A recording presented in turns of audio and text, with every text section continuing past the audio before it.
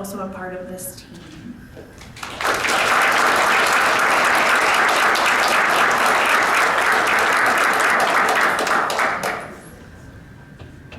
Congratulations, girls. So next, we have a veteran team, 63491B, the Robot Rockets from Haviland. This season, they qualified. They are one of our teams who went on to the Michigan State Championships. They earned a Team Champion Award, which is first place, at the MCC tournament. They earned a second place Teamwork Award at the December Lapeer tournament. And they earned a second place Teamwork Award at the January Lapeer tournament. This team did a fabulous job at the state tournament, and I'm going to let them share a little bit with you.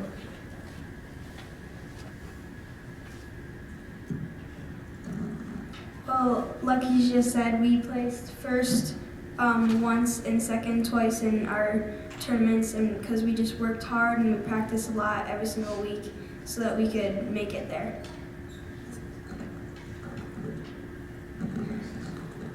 We tried our best, and we had some problems sometimes, but we worked through it, and we fixed it as best as we could, and we ended up doing really well.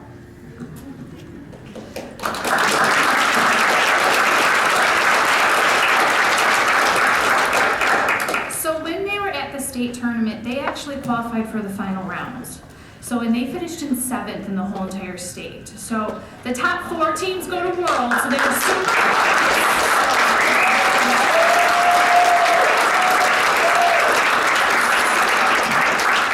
First, we have Everett Boyd.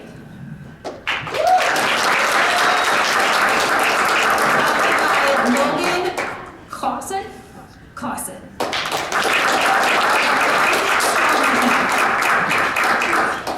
Stolen Mickey.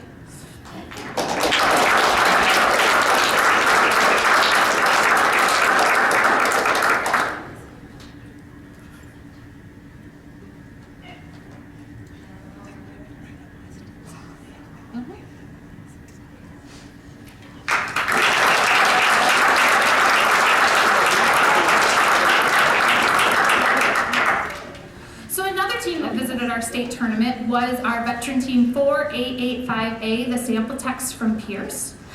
This team actually, we didn't know qualified for states until the Friday the week before. So I got a call 9:30 at night saying they qualified based on their overall skills challenge throughout the entire season. So I thought to myself, and I called the coach and I said, "Do you think we can pull it off in a week?" And we pulled it off in a week, so off they went. And this team has been together, most of them, since 1st or 2nd grade, so they've been together for a while. So they qualified based for the state tournament on the overall skills challenge, which is separate from the group challenge. It's an individual piece. So we have to share.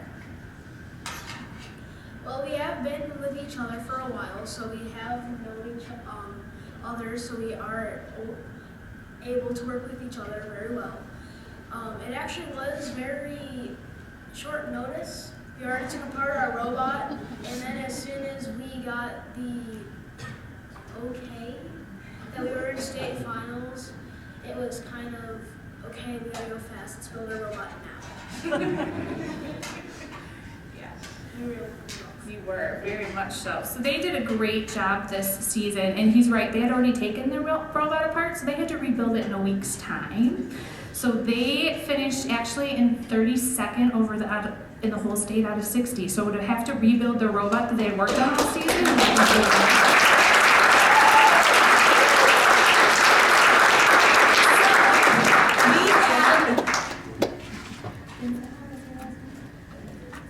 Vincent Benefat.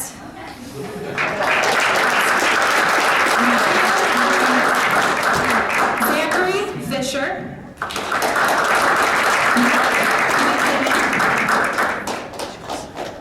Matthew Nye.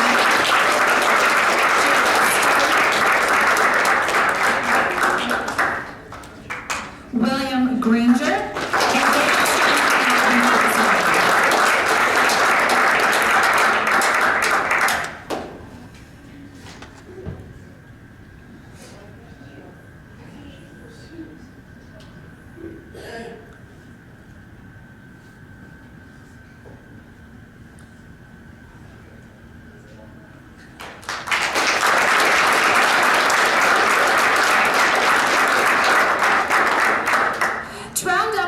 presentation, and certainly last but not least, is veteran team 45885C, the Potato Nuggets from Pierce.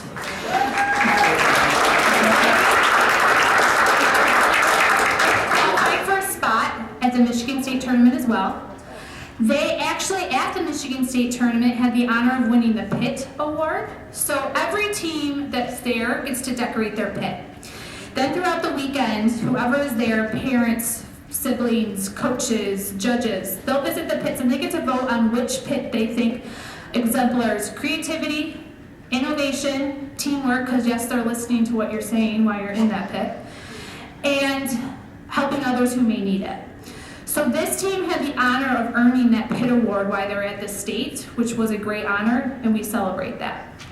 They also, at the NCC tournament, took home the Teamwork Champion Award. And that's the Croswell Lexington also took home the Teamwork Champion Award. So we have one of them to share about their season.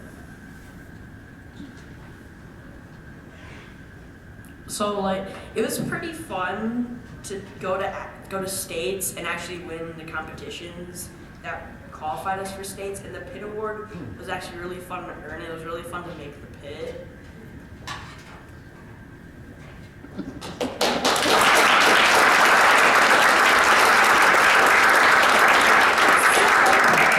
This evening, we have Colton Nelson, who actually not be here this evening, but we have Jamie, how do we say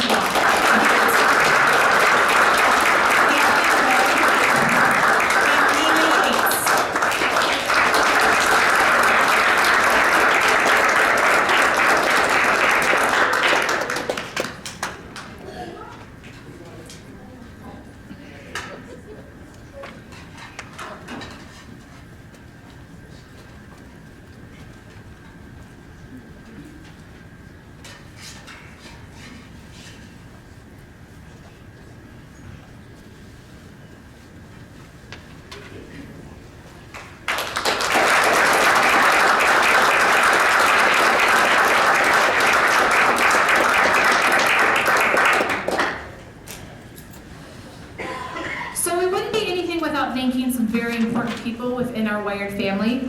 This would totally not be possible if it wasn't for the volunteer mentors, the team members, the parents, the families, the volunteers, of course, Waterford School District, Waterford Foundation, who is one of our sponsors, as well as OCTs, who is one of our sponsors. So I have to give all of those people a round of applause, especially our mentors and parents.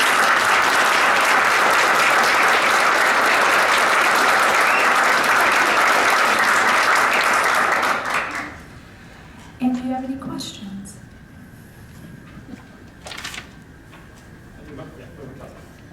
I just have a comment. Congratulations to all of you. That's amazing.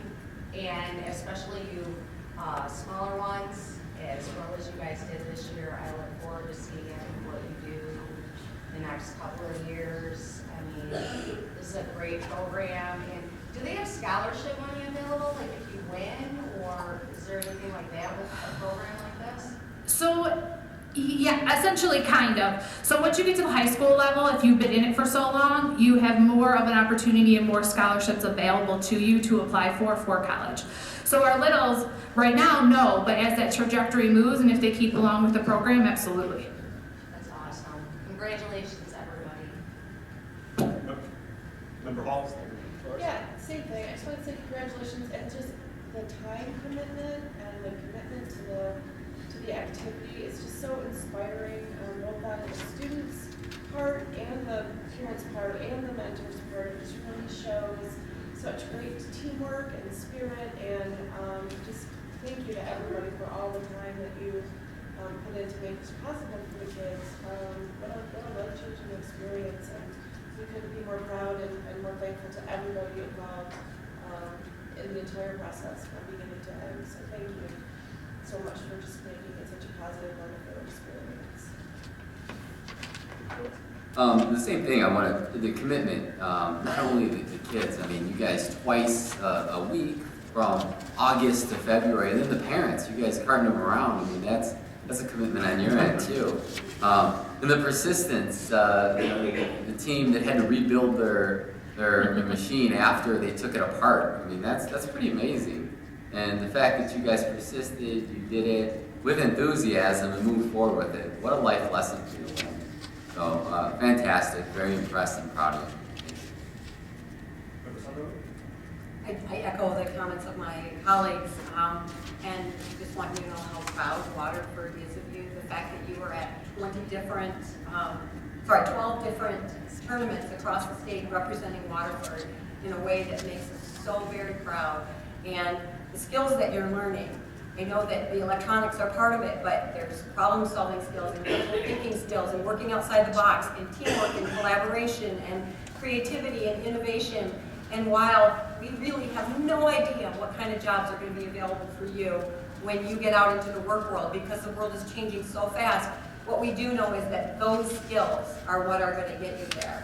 So I applaud you for going that extra yard and for doing this extra activity that might not be so easy, but that makes you so much, makes your world a much more interesting place to live because of all the things that you've learned and done together. So just, I cannot tell you how proud Waterford is of you and of the entire community that it takes to make that happen. So congratulations to all of you. First of all, congratulations. It's a very cool thing. But what I wanted to speak about real quick is something the first few speakers spoke about, and something that caught my attention is they brought up a comment, I don't remember exactly how it was said, but that they had some difficulties. They had some issues amongst themselves, and they said, but we worked it out. We talked, we figured it out, and we're a team, and so we worked it out for the better. And again, I'm paraphrasing how they said it, but what a good lesson for all of us, on this board, in this community, in this world, to hear from these kids, teaching us some lessons. So super awesome, congratulations. And of course to the mentors, volunteering their time, taking time away from being at home and relaxing on the couch and that out helping again our kids and putting smiles on their faces. And so kudos to everybody involved. Well, I like my potato nuggets too. I just was going to see if we can have all the parents and the mentors and the relatives, all the crowd, everybody stand so we can see who all of you are. We can tell from the shirts, but some of you, but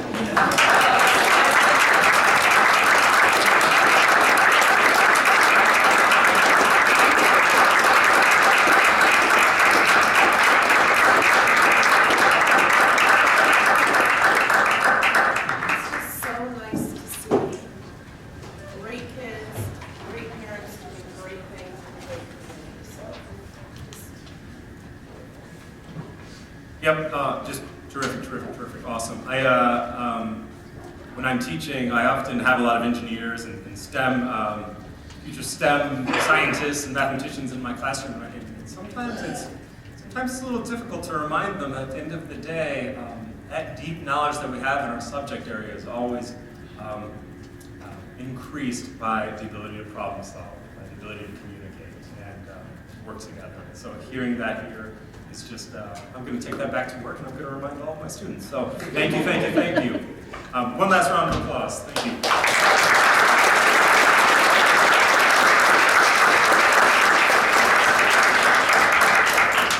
Thank you, Ms. Kutchi, too. Thank you.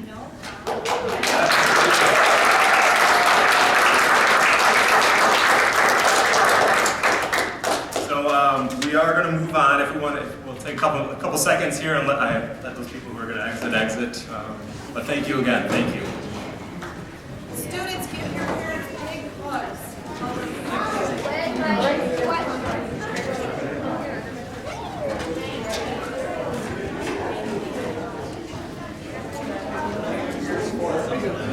Thank you guys. Awesome.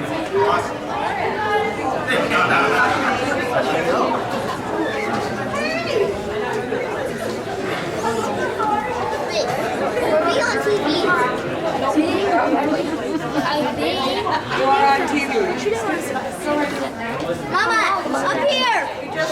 Yeah, this last year was our last year. It actually could have been on TV. Yeah, we're gonna do other things. I wish, I hope so.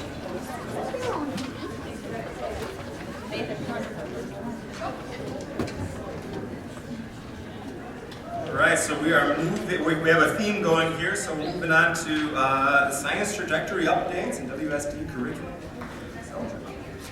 Hello.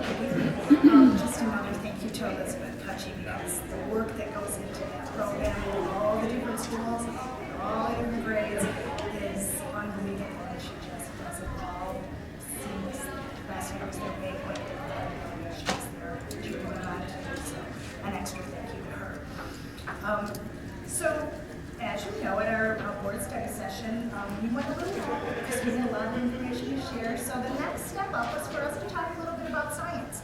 And one of the things we need to talk about is that over the last 45 years, the state has made some huge changes in science standards, and we've been responding to those.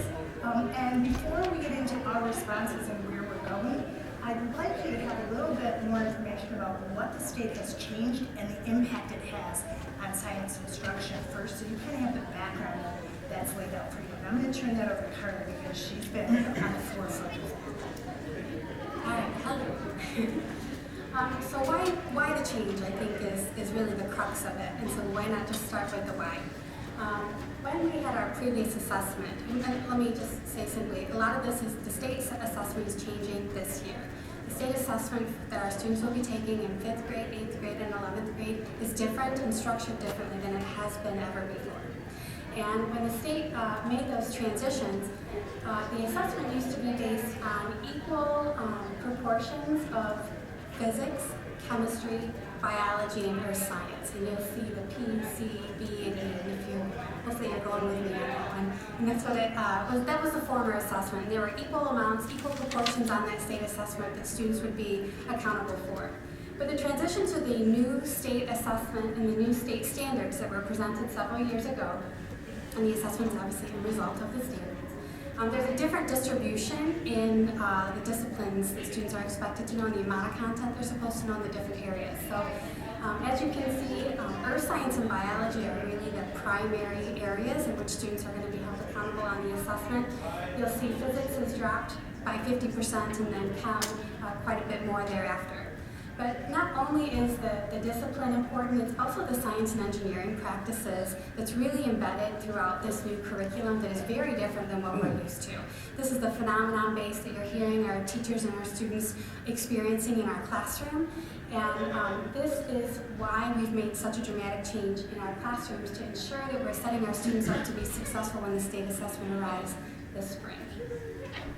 The state released this information several years ago. They began a transition period in 15-16. And the assessment, as I said earlier, launches this year next month, which is kind of scary to say. But it will be here before we know it. I think some important things to note, not only did the assessment change in terms of composition, but also when students take it. So previously it was years 4, 7, and 11. It's now transitioned to years 5, 8, and 11. And actually that's a celebration for us and how we're structured as a district, because we can look at our elementary cluster of science, since we're K-5, and we can look at our middle school cluster of science, and then our high school cluster of science.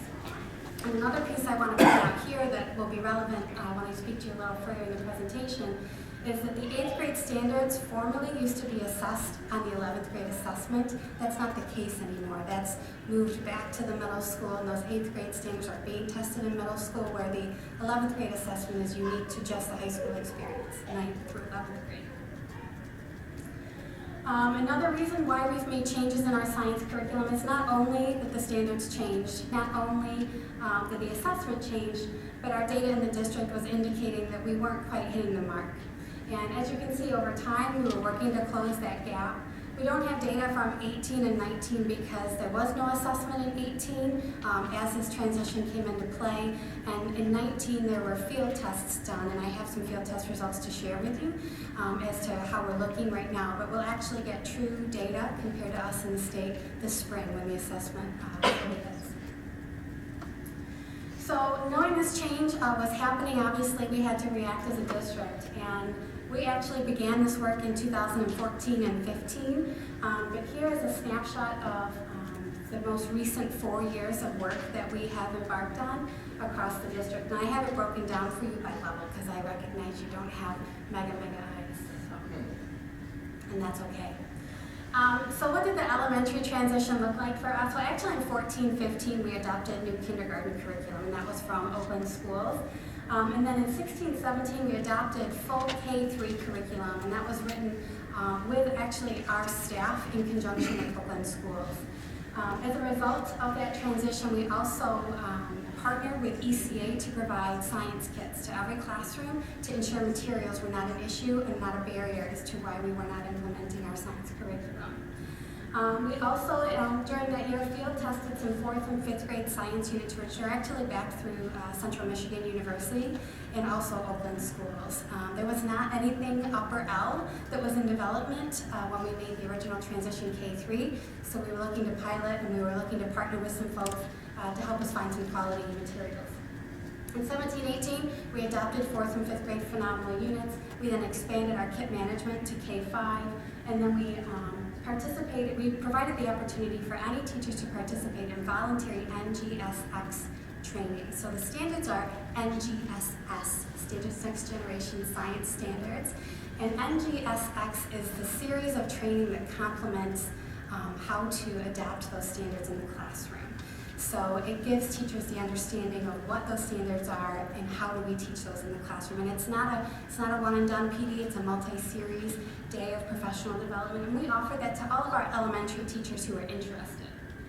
In 18-19, we maintained all previous work, and actually last year the 3rd grade units for phenomenal science were in their completion. They were finished getting writing, finished the writing process, they were vetted, and so we adopted those this fall. So we have a full sequence K-2 through Oakland Schools, and now we have a full phenomenal science sequence that's back through CMU Phenomenal Science and then also Oakland Schools.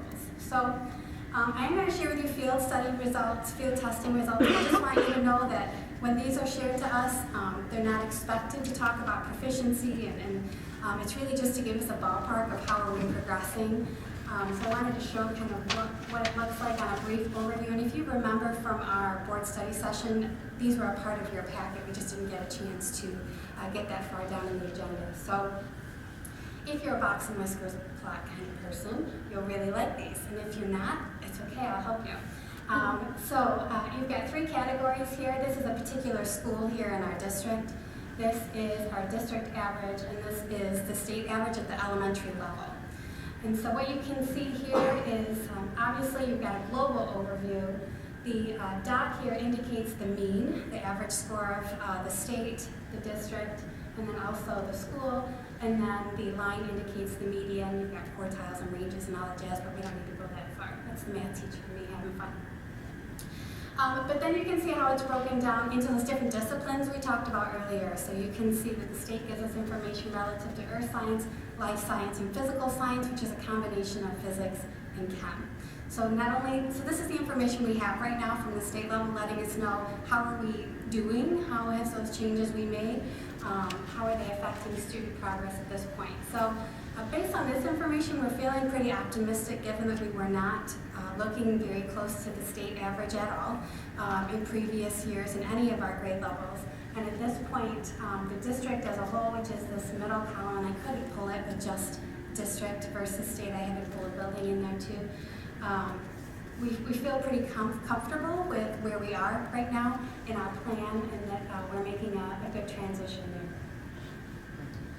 So in the middle school, in 16-17, we required that all of our science teachers take the NGSX training. So any teacher that was a science teacher in our district was provided the 5-day training in which our science consultant actually is a trainer. So he was able to do that in conjunction with some other districts. We participated in an Oakland Schools curriculum symposium where they brought in several different vendors and several different folks that are promoting different science programs in the transition to NGSX. And through that symposium with some teachers, myself and our science consultant, we made the selection to pilot iQuest. And iQuest is a very complete program, and we adopted that actually in 17-18 with our 8th grade students. So we piloted it with our 8th graders, and then the following year we did the adoption.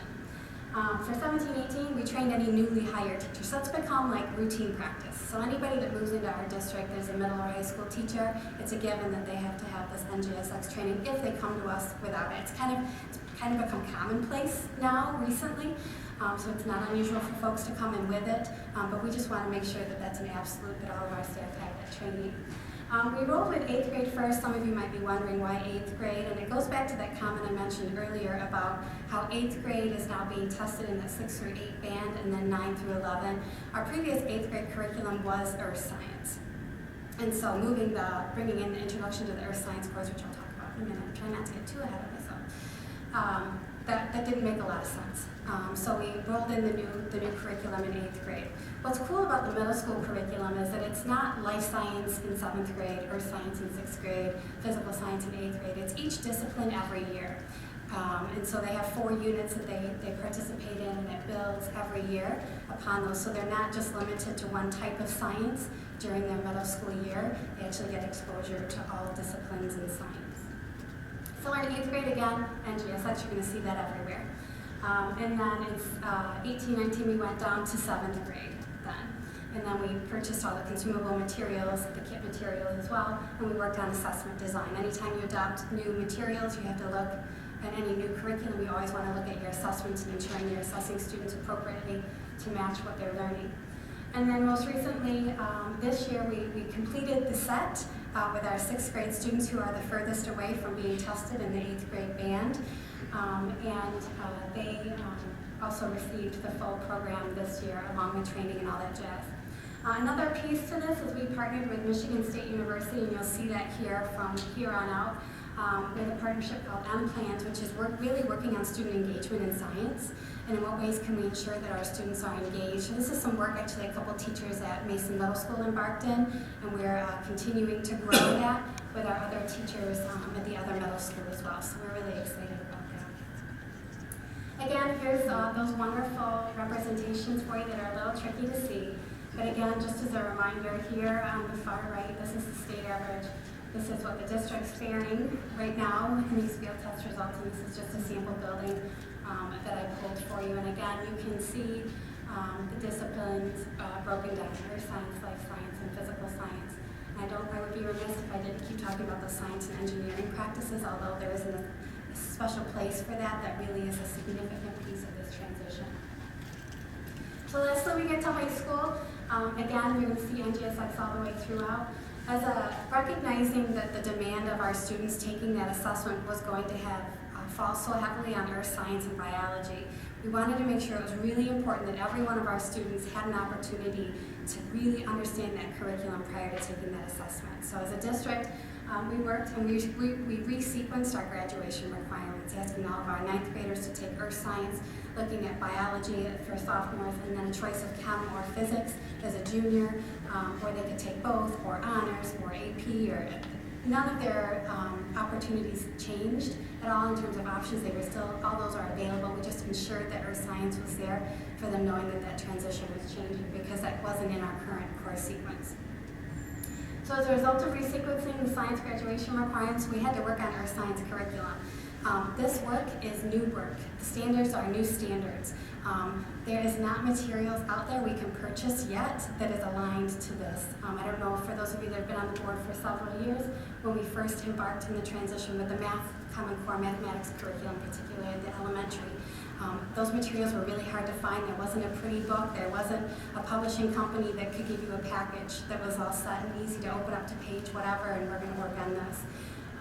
That was aligned to our new state standards in which we and our students were held accountable. So as a result of that, we've had to design it on our own, and our teachers have been a critical piece to that work. In 2017 and 18, we began embarking and partnering with the American Modeling Association. That's one of the choices, one of the resources that's out there that teachers can use, that we can use as a district to help support the transition. We launched our Earth Science course for freshman students. We continued the development of our curriculum's never done, that work's never done. So we continued to work on the earth science, and then we began the redesign of the biology course to make sure that it was phenomenon-based and matched the standards. 18-19, you'll see a lot of these things continued work on earth science and bio, and we launched the new biology curriculum. One thing that was really cool in 2018-19, we're constantly attending professional learning, trying to learn and support, gain resources, and we happened to be at a workshop where Joe Krajcek, who is actually one of the original authors of the NGSX training, was there. He heard the work that our teachers were doing in earth science, and we've actually created a partnership with, again, Michigan State, where Joe Krajcek, who's one of the original founders of the work and authors of the work, and his team is working with our teachers to continually strengthen our curriculum. And so we're super excited about that. It's bringing in additional resources, and we're just really proud of our teachers because they were recognized for how much they know and how much they're working, and they wanted to be a part of that really cool work. So we're super excited about that, and that's the Create for STEM partnership. So now we're into this year. We, as I said, continually working on earth science and bio, but this year we brought in chemistry and physics. We are continuing all of that work and also our partnership with Create for STEM. So it's been a lot of work. This is a K-12 transition here over the past few years, and this is what our high school field test results look like right now. This one's a little harder to connect to because our freshman students who had the earth science course will be the ones testing this year. They did not take this field test assessment, but I just wanted to give you that complete set of data. I didn't want you to think I wasn't including anything. So again, just as a reminder, all the way to the right is state information. Here's where the district falls. Again, the mean is represented by the dot. The median is the line here. And then this is just a particular building that I pulled. I will say that when the state released information on field test results and talked about trends that they were noticing, they indicated that they noticed many districts needed more work in the earth science area. And colleagues from Oakland schools and such have complimented the fact that we have made the commitment to ensure our students have a full course load of earth science. And so we're feeling pretty optimistic that our students are going to be well prepared for that assessment when it comes next month, which is just crazy. We're going to get into this in just a minute, but I just want you to know all these materials are shared with our teachers on our curriculum library. But I just wanted to let you know what our next steps look like as we continue to embark on this journey that we've been on for a while here. So again, we will always, it's a part of our work, that's just what we do. We continue to develop and refine curriculum to match the state standards in all of our content areas and all of our grade levels, kindergarten all the way up through our 11th grade courses. We will analyze and evaluate local data points. We've been working a lot on assessments and getting our midterms and our finals tight and really aligned to what students will expect to see on the state assessment. So when they sit to take that assessment, it's not a surprise. But then again, that's continuous work. The first time you give it, you get results from the kids and you have to see how did they do? Did we write that well? How did they perform on this answer? Why might that be? That's a continuous process, so we will continue to do that. As soon as the MSTEP results are released, we hope it's before the start of the school year next year, we will analyze those results and adjust as necessary. And lastly, we'll use all of that data to drive any decision making moving forward, whether it's course design, course sequencing, and then how we present our assessments and create them for our students. It's a mouthful. You guys doing all right? I'm going to keep going with that for a minute because I know that I've had conversation with a few of you about science and we've talked a lot about science, and I can't stress enough what a change this is for teachers. This is huge. The NGSS and the NGSX, it's an entirely new way of teaching. And it's true that while at the elementary level, they've kind of been doing a lot of that inquiry-based stuff for a while now, so there are materials out there. Those ECA kits I used when I was a teacher because we were doing inquiry-based. I'm sure the content has changed. But they have been valid and good resources all along. At the secondary level, this is a huge change.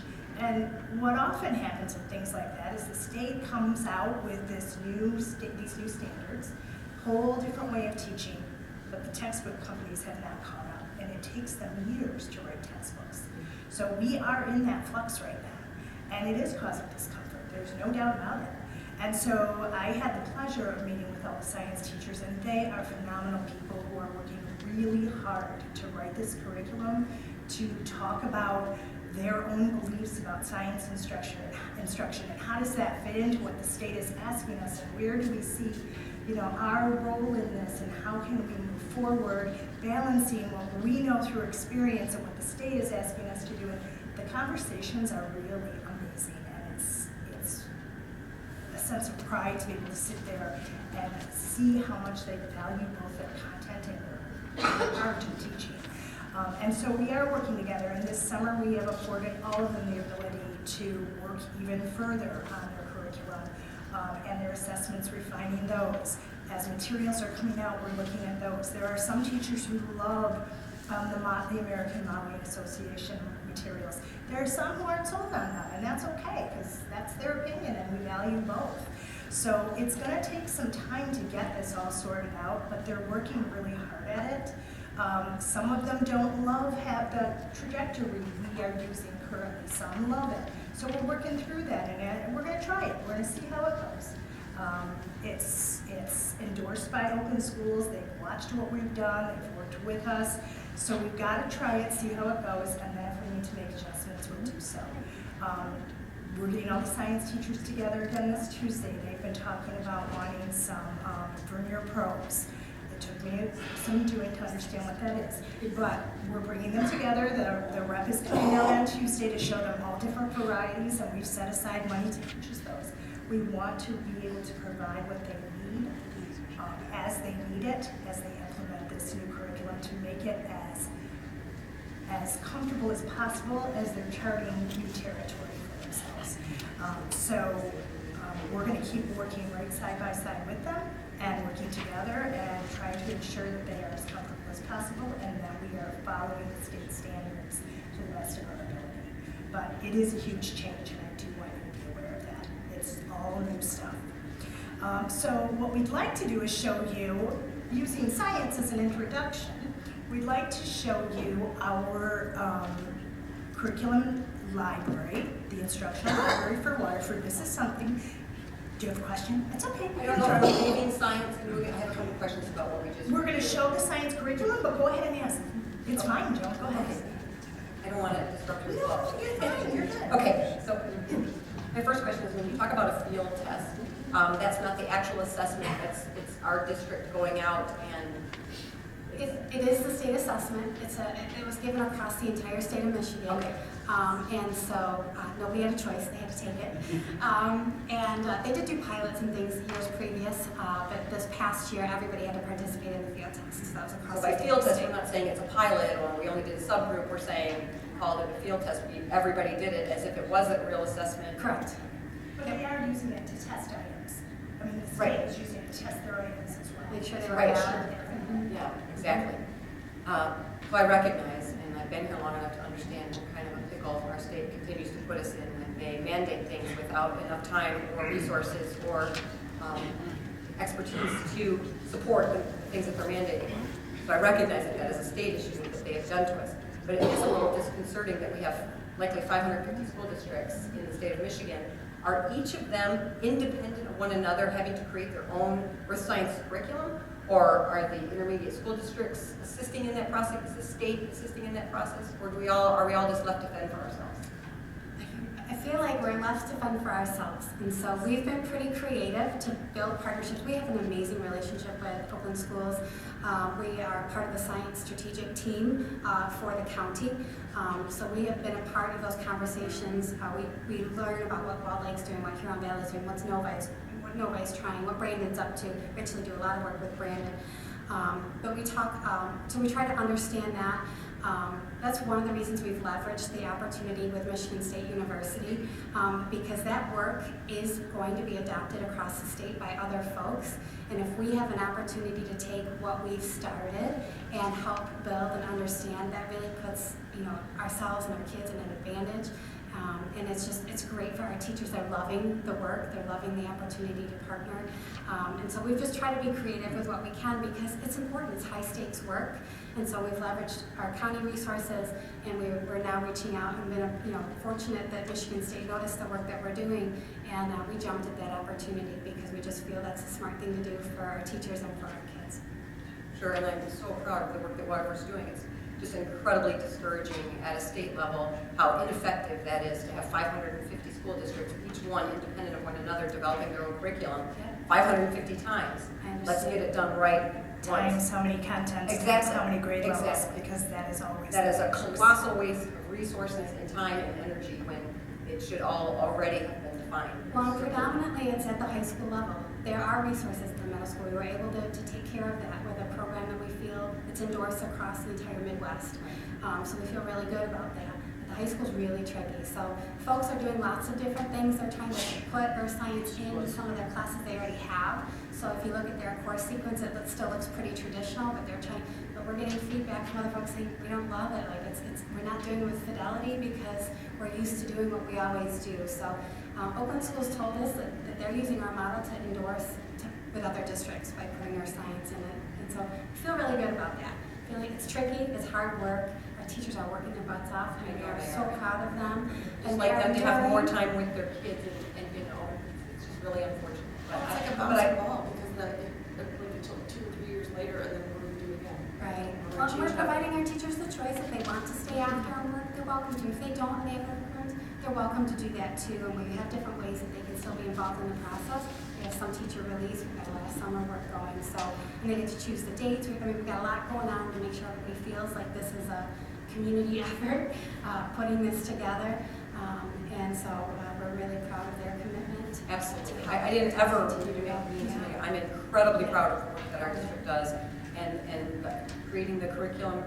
All I'm saying is it's really unfortunate that we have to do it 550. So mine's somewhat related with regard to you talked about the training, this 5 days of training.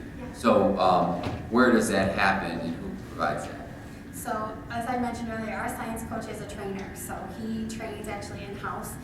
We always like to bring in a fresh voice too, so we've partnered with Brandon before and have their science coach come over, and sometimes Brandon teachers will join us too. But we do all of that in-house because our science coach is a trainer, and he actually can train in summer. He actually contracts and trains across the state too. So we're fortunate we can do that. If for any reason a teacher comes in, because luckily now it's like onesie, twosie, a new hire, right? Because most of our staff Oakland Schools does offer workshops over the summer, and we will then pay a stipend for the teacher to attend that workshop and then take care of the registration for them as well.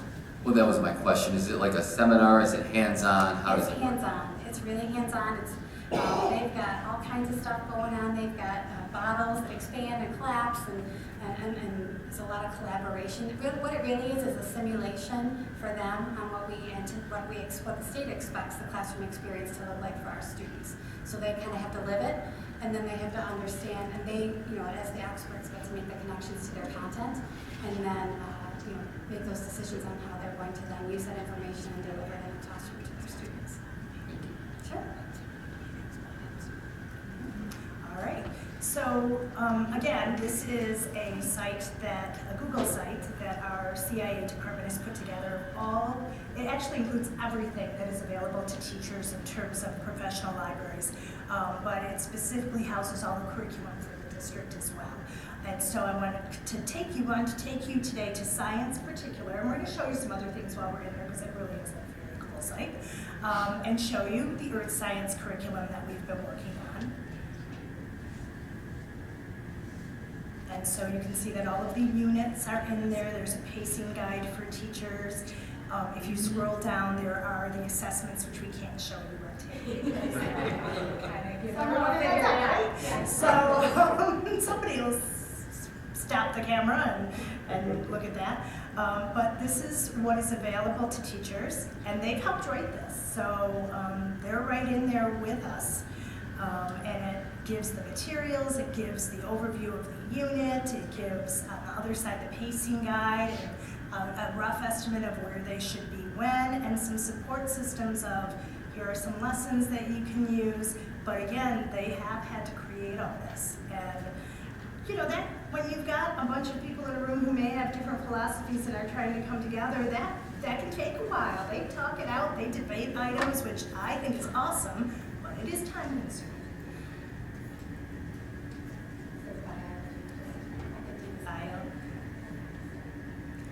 Yeah, so anything the students would need to be handed, anything the teacher would need to teach, all the resources are all right there for them. And it changes as they change things in their curriculum. The syllabus is in there. So we did science, right? Okay. So So then there's chemistry, there's physics. Physics is the one we have not had a whole lot of work done on yet because we're following that trajectory again. But chemistry this year, they're working really hard on that. So it's getting there, it's slow going, and we need to just keep supporting the teachers in this change because it is huge. So, yeah, are you okay if we show you a few other things in this? Because it's really pretty cool, and there's some videos we want to show you. So 7th grade math, this is what the 7th grade math teachers have put together. So it's different classes. Math 7, advanced math is in there, 7th grade critical areas, the chapters for each unit that from the math book that the teachers have chosen to adopt, 3 years ago, 2 years ago, 4 years ago. Classes, yeah. So any materials they would need, again, it's all right there for them. All they have to do is go to the Google site, and it's at their fingertips. So yeah, let's do ELA. So again, now this would be the state has essential instructional practices in early literacy. We work with those all the time. Our teachers are trained in those. And then we have a pacing guide, and of course ELA consists of reading, word study, and writing, so all of those are in there with all of the information the teachers might need, assessment information, the units, that's an explanation of the units, and then the resources you might have seen above that. So it gives all of the essential questions, the standards for those units, the expectations for the students. Sorry, it keeps doing that because we're not on the district site, so it's going to question us a little bit. And then there's a whole other professional learning library where all sorts of the best practices that we've talked about through the years, materials for those, guided reading is on there, that's one of the best practices. And we have an entire library, hundreds of training videos that our teachers put together for other teachers that teachers can go to if they're struggling with, I've got this guided reading lesson, I'm not sure how to set this one up. They can go to the video library and watch one of our top teachers perform. Could you show just a little sample of one of the videos that Yeah, I'm going to show you one. to see? Yep. We had to pull it up on our Oh, YouTube perfect. because of the way the computer here works. So this is Jeff Richards over at Hope, a guided reading group.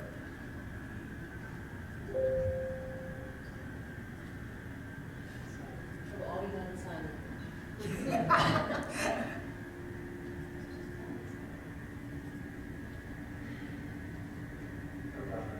Yeah, the bottom.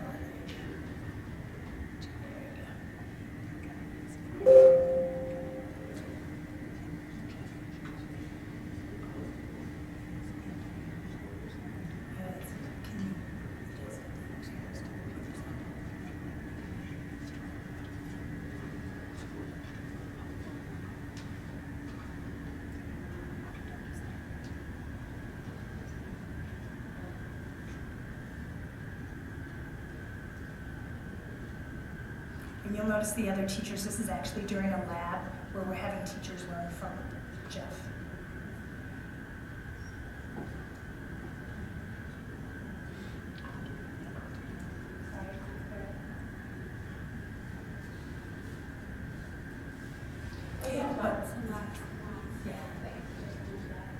And just so you know, because we're going to be talking about this a lot over the next year, the book intro is a very integral part of a guided reading lesson. It sets the stage for the student reader. It gets them in the mind frame for reading the book. It gives them vocabulary words that they might need to know, and it helps begin the comprehension process. So it's very important that teachers understand that.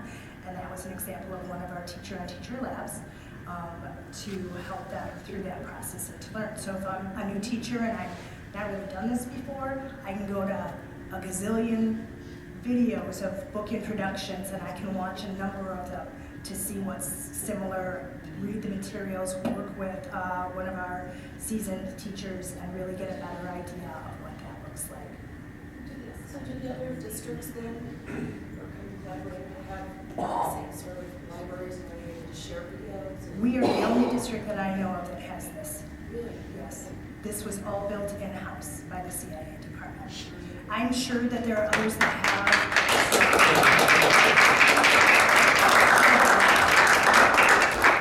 have videos available and whatnot, and I know there are some districts in Oakland County that paid for a program that just housed all their curriculum at one point. I don't even know if they still do that anymore because it got quite expensive, but this was all just created on a Google site. Yeah. Congratulations. So there is a lot there. I mean, we want to be as supportive of our teachers as possible. And so, again, all of that, the best practices, hierarchy of talk, learning and target, all those things that we want teachers to engage with, it's all right there for them. And then we refer to it, we use it.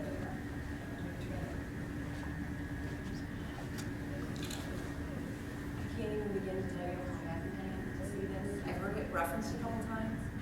To see the magnitude of resource that is available and at our teachers' fingertips and organized in a way that they can quickly find what they need, that they can keep adding to it, because as we know, as we were kind of just saying, the ball keeps bouncing. The fact that we have so many resources available to our teachers to help support what's happening in the four walls of that classroom just speaks volumes about how Waterford School District does things for our kids and how our teachers are able to adapt and change and, you know, and improve and keep getting better and better, continuous improvement. Always a precision focus on learning is there. I couldn't be more excited to see all of this. It's phenomenal. Well, we certainly, obviously the CIA department, but beyond them too, the classroom teachers that volunteer to be on camera or to have 15 other teachers come in their classroom and watch them teach. I mean, a huge thank you to them because they're really our superstars. I think that, if I could just quickly talk about the YouTube channel, I think it's okay to watch a video of someone on the teacher channel, like teachers, we love to do that. It's different when it's your own kids in your own system. With teachers, you get to sit with at PD or you get to see, or a colleague of yours. It really makes you feel like, I can do this. Like, look what Jeff can do. I saw Jeff do this. And then they connect with each other and interact with each other in really special ways. And it really lifts up the craftsmanship that our teachers have. And it's just great to celebrate. And as you can see, there's so many different teachers that are a part of this work. And it's really cool. It's great for new teachers too. And one of the coolest things to me is when you have those lab experiences that we then videotape that they can refer back to, the dialogue between teachers, because there's always a student teachers kind of like, well, why did you choose to do that way? Well, here's what I was thinking. You know, I know in this group I have these kids, and here's what their kids are. So there is a constant dialogue and collaboration between teachers that is immense, and we do a lot of this for new teachers, which it's just so helpful to them to talk to a seasoned teacher and be able to say, why did you do that? I understand it. And really work through it with them and have that experience with them. So we just get kind of this kind of stuff. So we can go on forever. It improves collaboration and, you know, camaraderie, you know, being able to walk down the hall and say, having this problem. How did this get started? I mean, how did the idea come about? Because you say we're the only ones in Oakland County, and I have a feeling a year from now, when this gets out, there's going to be a lot of districts seeing this, and I think it's amazing. Well, there are a lot of districts that obviously they have some place to house their curriculum. Right. I don't know how extensive their library is. We used to keep our curriculum on ORCA, but this brainstorm is all about her. She came up with this, she worked with her team to develop it. It's all about her.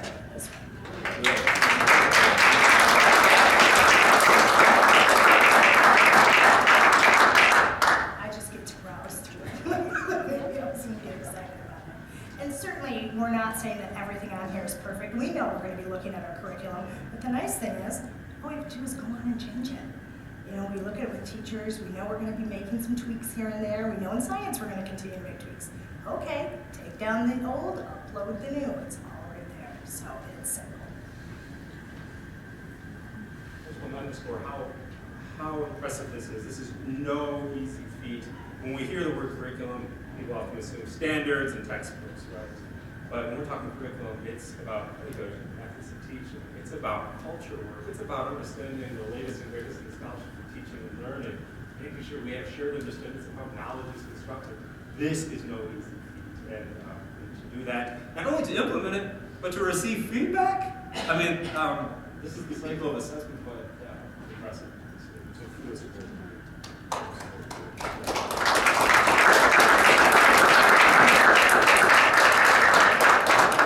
Any other questions? Yes. Thank you. Right. Moving on to Mr. Holbrook, yes. Update on 2020 bond.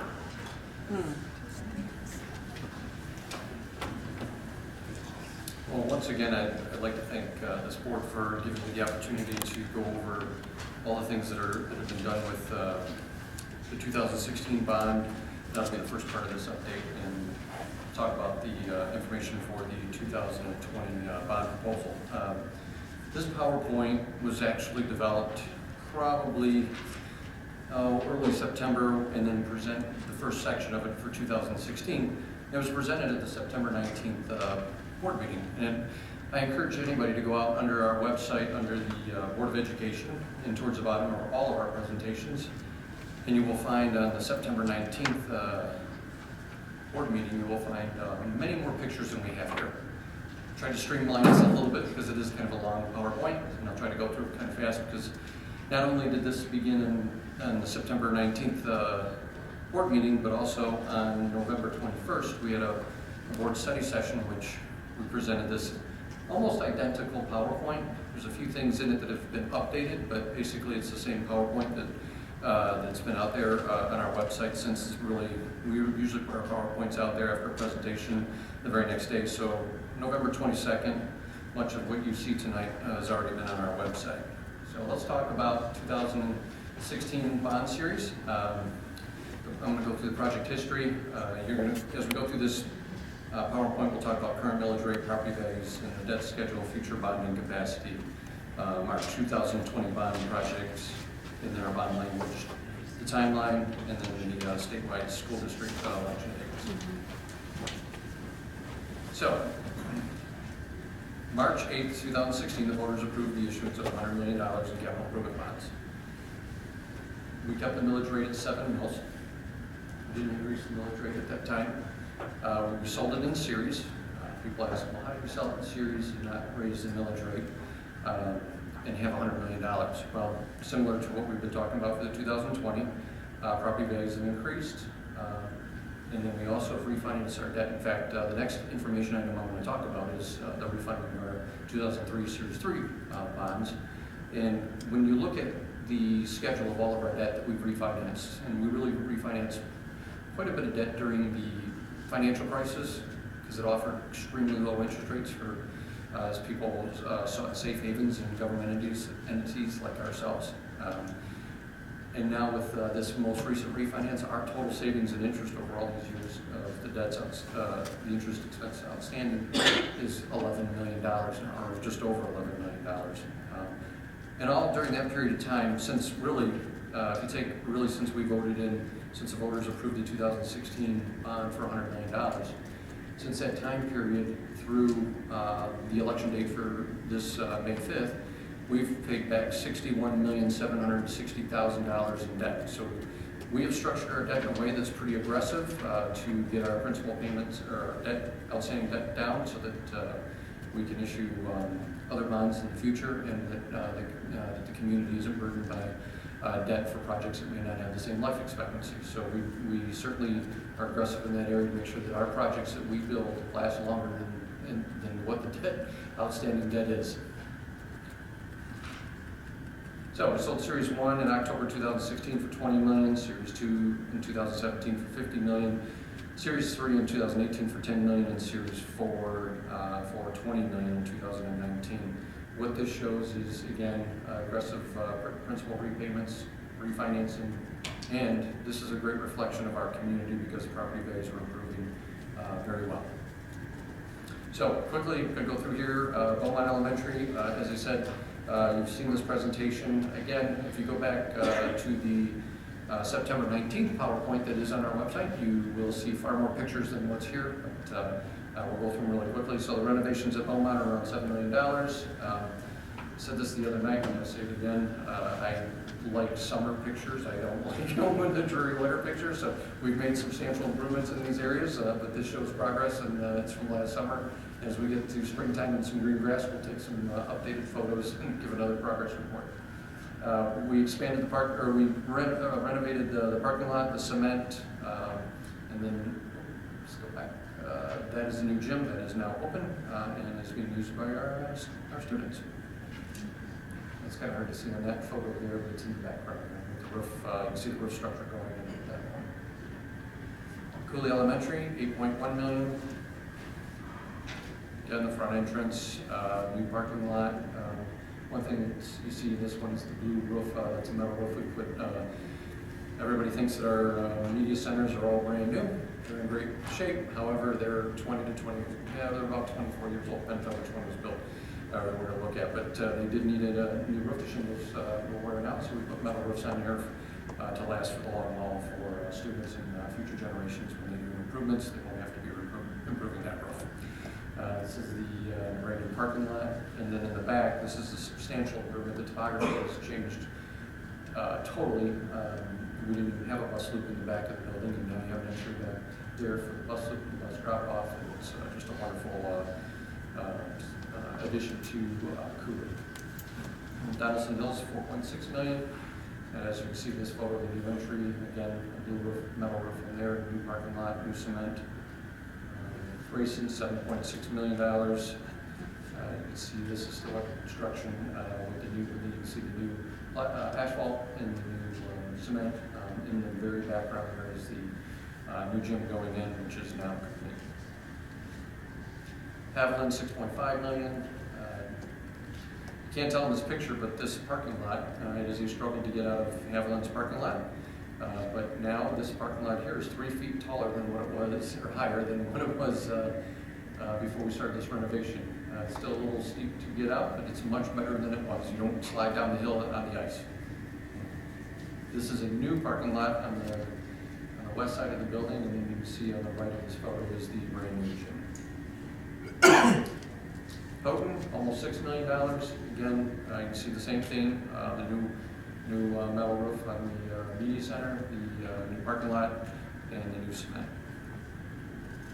Riverside, now some of these renovations haven't been done yet. They're already committed to or planned. Riverside is going to be $4.4 million. Riverside, this was a shingled roof. We have replaced it with the metal panels here. Outside of that, we have committed to the project. We haven't made renovations to the new site plan as far as parking lot goes. Riverside already has a new gym and has a new cafeteria section. We've added a computer lab, and we've done some other work in that building, interior-wise. Schoolcraft, that's this summer's project. The board has approved that for this upcoming summer, $8.6 million.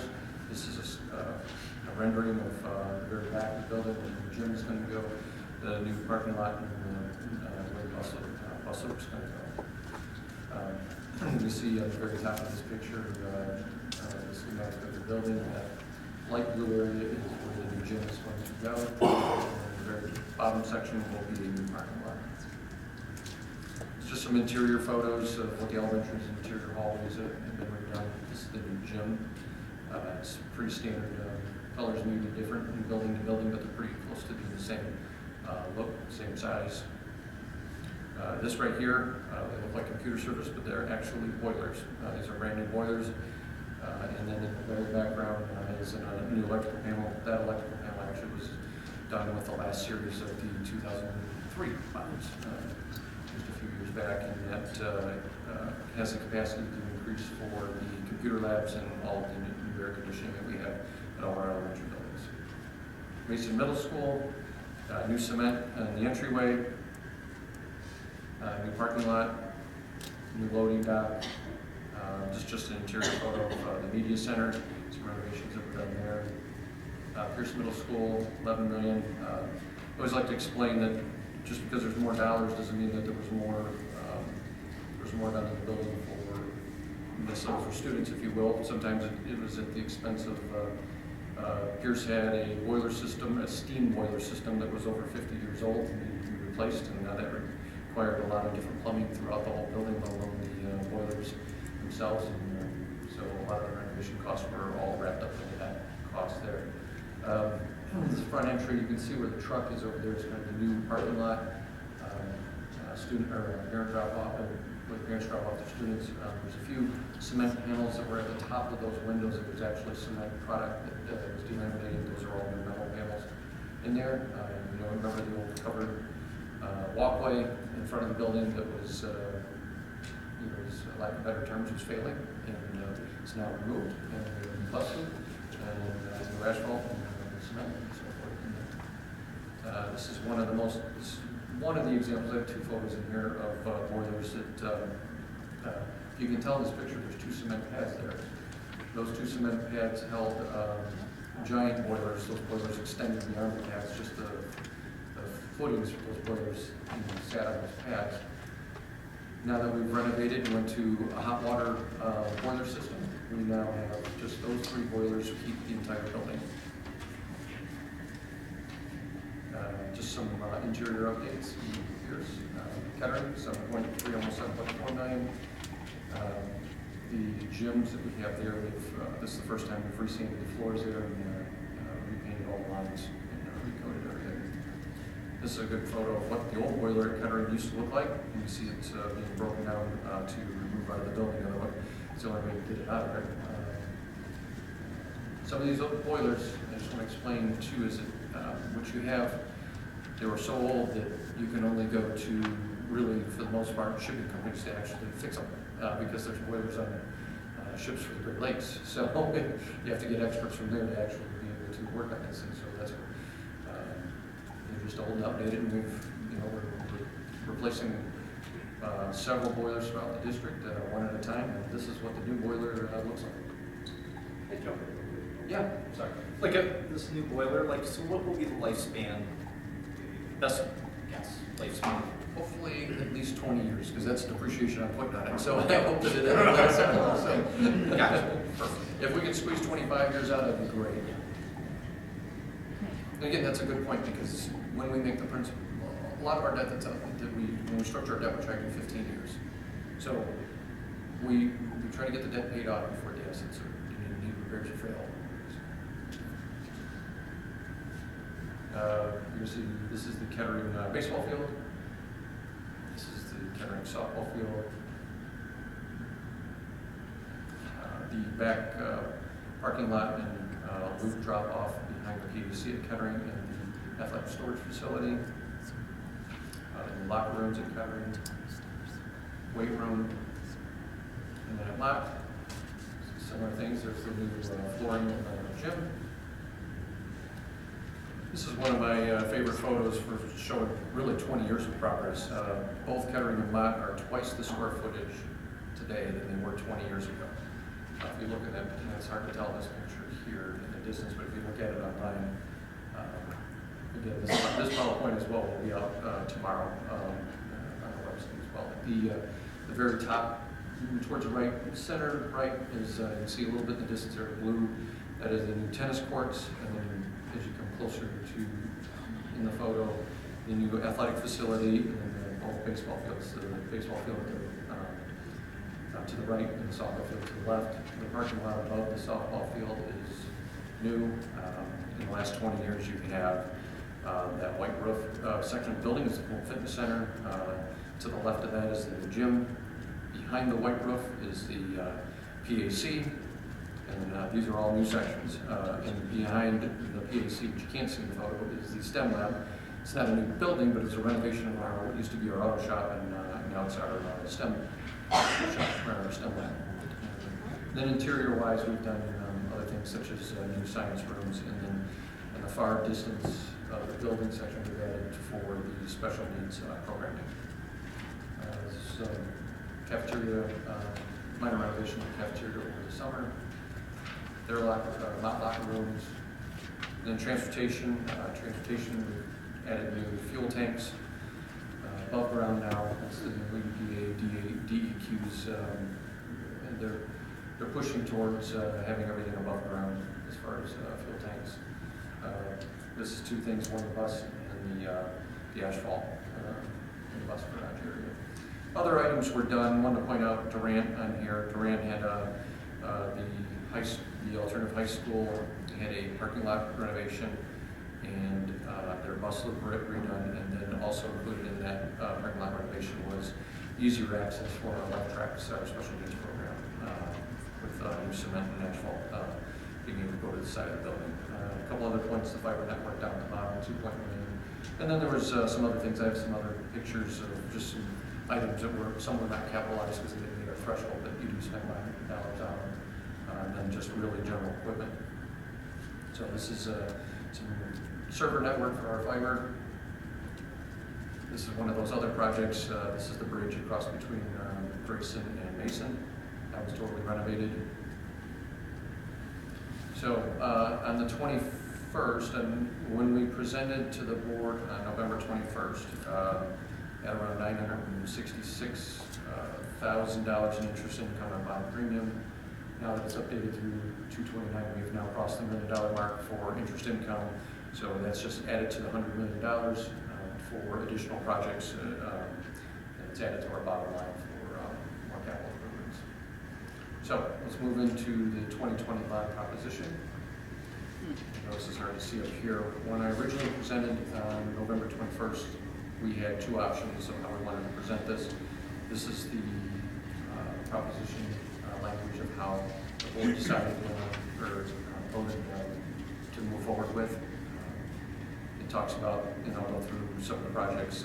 Basically, this is a generic language in here, but it also points out some in the middle of it, in the lower middle part there, you can see 6.75 mils, and that 6.75 mil. When we did the $100 million in 2016, it was 7 mils. We've had the millage rate go down. Included in this is, in the proposal, is to maintain the millage rate at the lower level of 6.75 or 0.25 mil reduction. Here's how the bonds are sold: 35 million in 21, 70 million in 23, and 45 million in 26.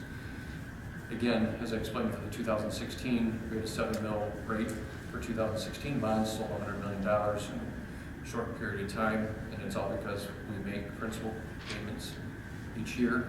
And as I said, we've repaid in the last 5 years over $61 million, almost $62 million in principal payments. So that's how other bonds can fit in maintaining a no increase in the millage rate and the refinancing that we've done with our outstanding debt. I also like to point out, when we refinance debt, we're not going back to, sometimes we say, okay, I'm in my 19th year of my mortgage, but I'm going to refinance and save money and go back to the 30-year mark. We're not doing that. When we refinance, we're staying right on our trajectory of making all the payments. So if we only have 8 years left, we still only have 8 years left. We're just paying a lower interest rate on that debt. So what are we going to do? Elementary buildings, building-wide renovation, or building-wide classroom safe furniture upgrade, but it's really not the right statement. It's really turning the environment into an active learning environment in the classroom. As we move through this process, we will set up committees with teachers to select what will be the appropriate furniture district-wide. Each building's not going to have a different type of style of furniture. Each grade will, but each building will have a district standard. Media center upgrade, again, a flex learning space, added technology, site work, fencing, play structures, PA system upgrade, fire alarm system upgrade, roofing, HVAC, and additional security cameras. Let me go back. Some of this is just, some of it, there's a couple buildings that have the fire alarm system has already been upgraded. But, so this is just a generic on all numbers. It doesn't mean that everyone's going to get every single item on here or a complete. They don't need everything that's in here. Some have had new fencing already. However, the fire alarm system, when we build different additions, you have say a 1967 building. You have 20-year-old, 24-year-old media center. You have a new gym addition. It's in School Drive, for example, 2020 gym. They all have different fire alarm systems. What we need to do is go back and bring them all under one housing system, so that to lack of better terms, some of the other equipment is getting harder and harder to find replacement parts for it. So we do need to do a full-blown upgrade on things like that. Some of these things are not necessarily, this would be really nice and pretty if you did this. These are, you have to do this. Right. This is like your mandated law thing or up to code, those kinds of things. That's a great point. Is when we go through the 2016 bond, some of the projects that we initially planned, we were forced to change. For example, the law in December 2018, in the lame duck session of that, starting in the first 3 months of 2019, we had to put fire hydrants in far more locations around the property. We had to build, at the request of the fire department, we had to build, possibly, depends on the location of where your parking lots are, more access road or type of thing. So yeah, you're always at, those type of things can come up. I think there's a misunderstanding out there in the public that sometimes we just really only pick some things to do, and it's not necessarily true. It's required by law, and the codes are changing, and you have to do those things, and they're not necessarily. Yeah, thank you. Yeah, absolutely. Good question. And also, I just want to finish up on the roof. These aren't full roofs. We have a rolling roof. It's related to that. Oh, go ahead. So do we have an amount that we set aside with the bond in the event that something like that happens? The law changes, and all of a sudden now we have to put some fire hydrants in or move things around in any of the buildings? We have a 10% contingency. However, if depends on what the law changes, to what extent would the law change something. So we have a 10% contingency, yes. However, if the law is significant and we eat into that, we can't guarantee that we can do everything. And that's just summer, when that happens. I mean, how often does that happen where the law changes and we have to be in compliance? It surprisingly happens far more than you would think it does. So should we plan then more? Or well, that's why we have the 10% contingency. What I'm saying, should we go, is that sufficient? It's working so far, so. I want to point out on the roofing, there's sections of the roof. We have different divisions within the building. So the roof, we don't replace entire roofs. Sometimes we have to, but most of the time it's just where those divisions are throughout the building. So it's kind of just a constant. You're going to see a similar theme here, building-wide classroom furniture upgrade. Again, that active learning environment we're talking about. The media center being a flex learning space, fire alarm system, PA roofing, HVAC technology, additional security cameras, kitchen upgrades, including serving line redesign. Point out a couple things at Pearson Middle School, the athletic renovation, a new track, and certainly at Mason Middle School, new track, tennis courts, and basketball court. High schools, again, building-wide classroom renovation, we're going to have classroom renovations there, along with the active learning environment type furniture, media center upgrade, the flex space there. In addition to that, the PACs starting to age. We need to do a whole lighting renovation. Talk about building a scene shop as well there. And the control panels are aging as well for the performances. Fire alarm systems, PA, roofing, HVAC, for the pool fitness centers and the PVCs, both of those. You've approved some of those over with the 2016 bond. And we've talked about it before that the size of these air conditioning units on the roofs, or these HVAC units, are the size of a semi. They're craned on and put on the roof. And we did a few at Mott. In fact, we did 2 of them at Mott, 1 at Kettering, just the last couple of years. Plumbing and electrical upgrades, pool entry redesign. We enter into the fitness center at Mott. Some technology, additional security cameras, athletic campus entry, the kitchen upgrades again, serving line, Kettering High School, building-wide air conditioning, of course, replacing their parking lot and their drop-off entry, there's cement work. We're going to do some cement work there in the front this summer, but this would create a whole redesign about how we do the parent drop-off loop and the way the parking is structured in that area. And then the office renovations. Kettering has not had office renovations in decades. Mott, the HVAC in the old gym, cafeteria, and a few remaining rooms. replace the parking lot in the south and in the back of the building, and then again, classroom renovations. Yeah, go ahead. Mine has air conditioning, right? Yes. How long has it had air conditioning? Since 1960s. So it was built with air conditioning? It was. Okay, I Yeah. got into a disagreement with somebody about that the other day. I'm like, no, I always said that our school was better because we had air. And they were like, no, mine doesn't have air. And I'm like, I don't really think they ever turned it on for us, but I thought we had it. Mine has fewer windows. You know, the way it's Right, yeah, architecturally because designed we has have the fewer small windows, so it ones. was created with air conditioning. Right.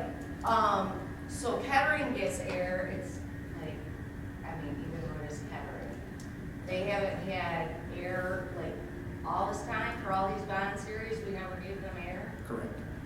There's Oh, so been then area, they're there's gonna get areas, air. there's areas in Kettering that have air conditioning. Every new, so when Okay. we do the new science room, it has air. The new gym, new PEC, air, you know, so every time we've done an addition or a major renovation, something, if it has a rooftop unit, it's been replaced with, you know, for air conditioning. So whenever we put a new heating unit that's on the roof, we add air to that unit. If it's attached to the boiler, we haven't. So when will they get their? They're first out the gate. So when I say that $35 million, not only that $35 million, but for 2021, but it would be, we would use, for just the engineering and the architectural design of that air conditioning system can be done out of the 2016 bond if we can move forward. So when the bond passes, we'd already be steps ahead of that. So 2021 comes around. It is not about planning for it, it's about doing it. Okay. Yeah. All right, because I saw that on there and I was feeling bad for people like Kettering, especially at high school kids. Like, I don't want to say boys and stuff, but I have boys, so and the high schools need air on those poor teachers. So. All right, thank you for Thank you. clarifying that. Thanks. So on the other, Prairie campus, the south parking lot, which is the main parking lot to the building, needs to be replaced. There's some roofing projects there, of course, and the windows there are starting to delaminate, not the actual windows, but the section above the window. New buses, music equipment, and athletic equipment. And these will happen more over time. You know, these aren't first out the gate. Another thing that will start right away is the Early Childhood Center. This is where we're at with building a brand new building. We're going to build on the north here. In fact, let me just do a couple things. In the next photo has what the building looks like, or not what the building looks like, but the site overview of the site. So right now, our building square footage is 44,000 square feet. That's pretty much the standard size of most of our elementaries. 44, or right around, there's a few that are 39, they range in the 39 to 45,000 square foot size. We would increase the building to 65,000 square feet. As you're aware, we have preschool programming at 2 sites. We would house them all under one location. Obviously, we know that preschool being the foundation of a child's education, we'll be able to put them under the same site, a new building, instead of spending a lot of money renovating the old building, because the old Stefanski needs a new boiler. It's a steam boiler as well. And a new roof, not just a roof, but an actual structure to the roof, and a new parking lot. So, and again, same as the other elementary buildings are, you have new classroom furniture. With this one, we have a new parking lot, and we would dismantle the old building once it's built. So, this is an overview of the Stefanski site. You can see where, I don't know if you guys can identify, we're on the north side of this picture here where the playground is. The playground will be moved to the left or to the west. That'll be the first thing that happens. And then the new building construction will happen right where that playground is and expand north. And then once the building is done, we will begin dismantling the old Stefanski building and renovating the parking lot. Yep. What is your estimated time for that to be left? So I'm looking at again, it'll all depend on the winters, because this will take longer than obviously the summer. So we're looking at 18 to 24 months. So we'll start construction, planning right away, and then I'm hoping to get the playground done right away and the foundation in before the winter sets in. So, And Stefanski out front would still be open. oh yes, For absolutely. everybody until the new building. Now, is the new building all one floor? All one floor. Okay, Yes. so we had pictures of it drawn on. Yeah, we will, yes. Okay. Yeah, all one floor. It's a great point. And the playground will kind of stay the same. I mean, that's a No. gathering place for a lot of families. That's a great playground. The playground will go to the west because that's where we're gonna have to put the new building. So the first thing that'll happen is the playground move. Okay. And then we'll, Most of the stuff will stay there. you know, we're assessing the upgrades to the playground equipment. There's some things that do need to be replaced, you know. They're starting to age, and if we're gonna build a new playground, we're gonna go ahead and buy the equipment, or the new playground equipment now instead of moving it and then having to put a new equipment in there. We'll design, move some of the playground equipment that's still in great shape, but others will replace with new equipment. So the kids will have new equipment before anything really happens on the property. Everybody will be happy about that. Yeah. It's quite a gathering Yeah, place in the yeah. summer, as long as you let them on site with Right. everything going on. Right. So Bill, what's the total cost of this Stefanski project? It's between $26 and $27 million. The playground equipment is all new from when I was there in '73. Why can't you change it again? Well, wasn't there just a grant that was like about 2 years ago, I thought, where they put all new playground equipment? We have, you know what, usually the grant only covers like one piece of equipment. Oh, I thought I remember seeing a posting on our district website that there was some grant funds. I think that was the kitchen. No, it was the playground, I know that. Outside of the playground, they have a kitchen there. We were Go ahead. going to replace the ship, but the grant didn't cover for the ship. And the ship is, surprisingly, it's like $50,000. The playground equipment is not cheap. Yeah, so, the grant didn't cover that, so we didn't pursue it. So you said 26 to 27 million for the whole project? What was the price? That includes the dismantling the new parking lot and the new building, and the playground. I just recall from previous years, another thing about playground equipment is that when you take it out, sometimes you can't put it back in because there are safety standards that say. Great point, great point. Yes, when we remove a lot of our swings, when we're moving and relocating, in fact, you'll find that we are moving the playground for Schoolcraft this summer. Much of that equipment will not be moved, they'll need new equipment, because it's grandfathered in, everything's fine, but once you pull it up, you cannot relocate it. Yeah, sorry. No, we're fine. So the way that this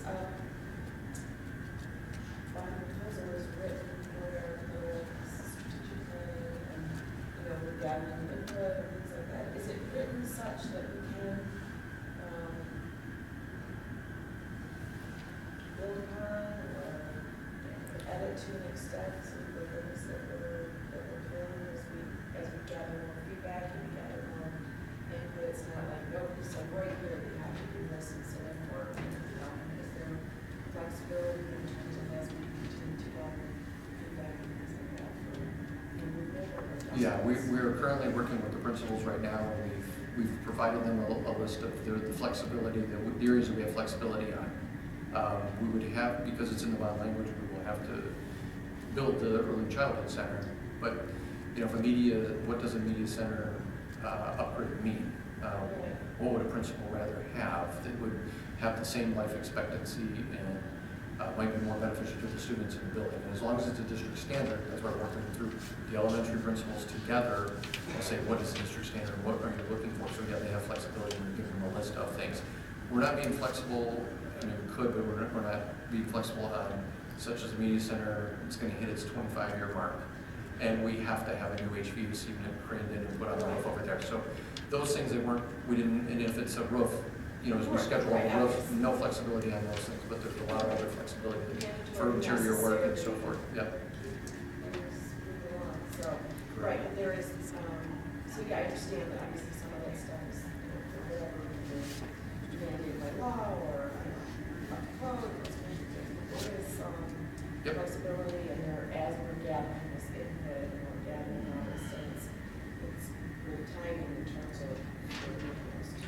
Exactly, and you know, the input, as it is right now, when you look at 2021 projects for $35 million, we really won't be selling the bonds until really the fall, and we would be setting up bids and so forth in the late fall. So beyond the May 5th date for the election, there's time for input well into over the summer. So this doesn't have to be squeezed in right now, and we've set the parameters of what that is. We have flexibility, and as I said, we can talk about a lot of different things.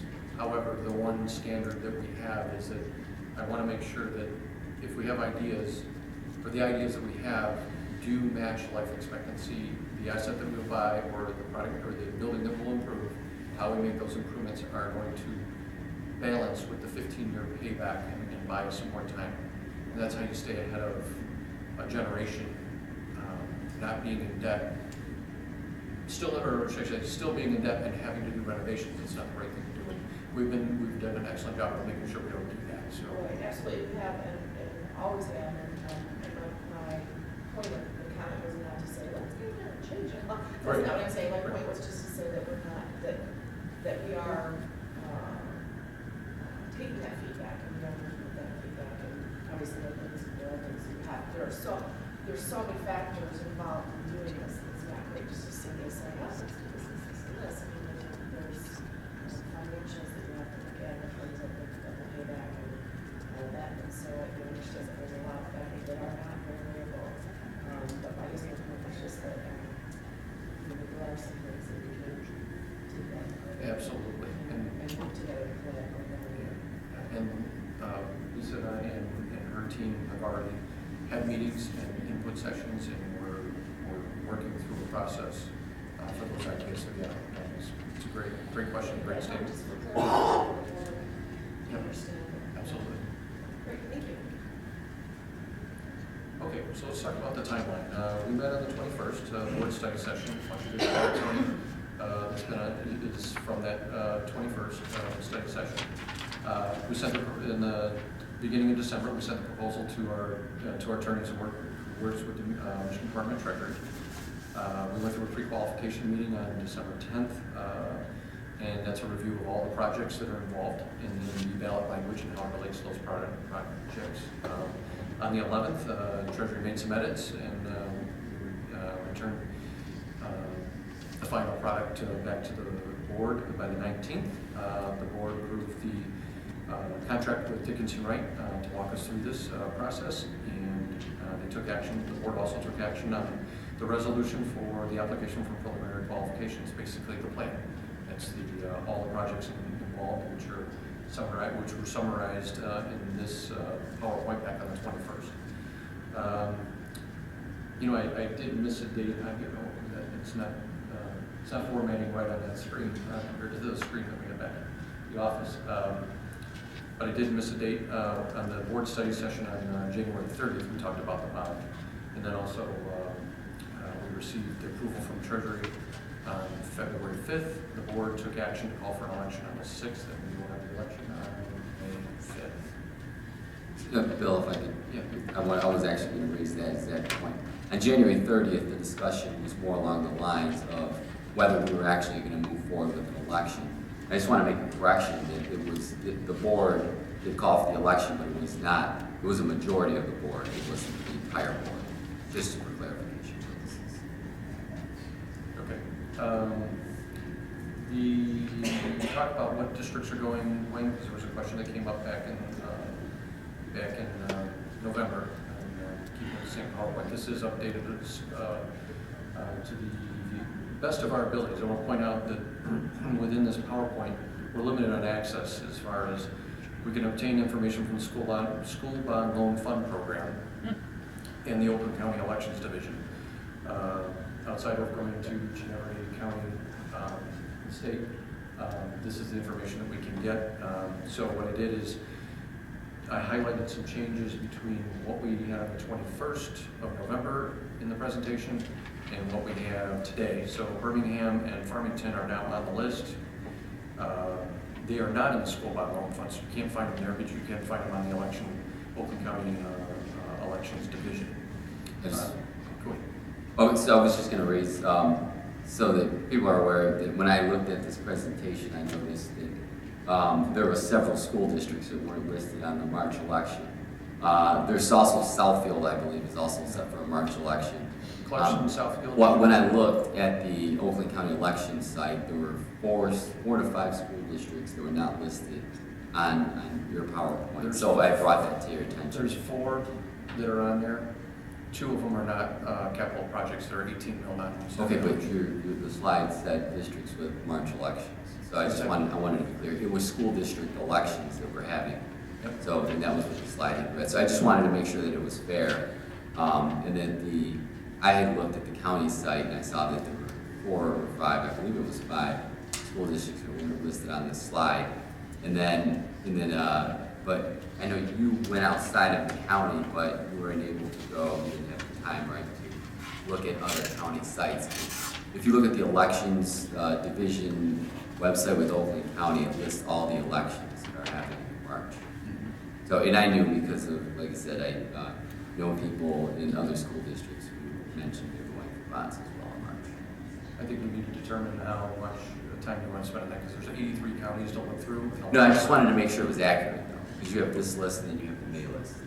So let's go through, and this is a little bit smaller print, but so we have 39 districts going in May. Now we have a net 42. There's actually 40, I think there's 46 on here.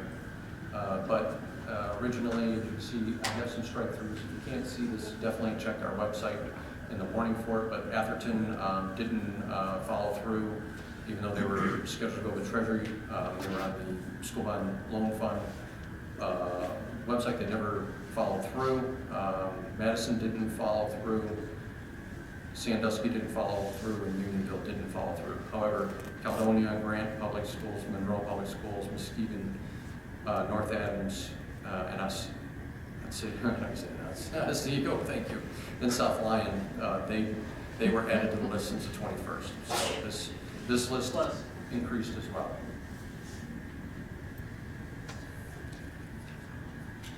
Questions?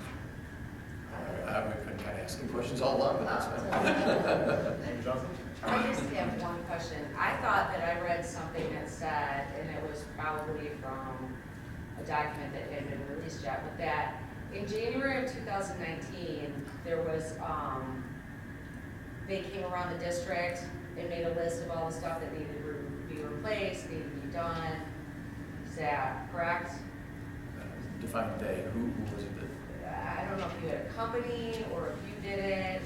There was a list made in January of 2019. It was part of the Q&A that we got sent, like a facility utilization with our architects and building company.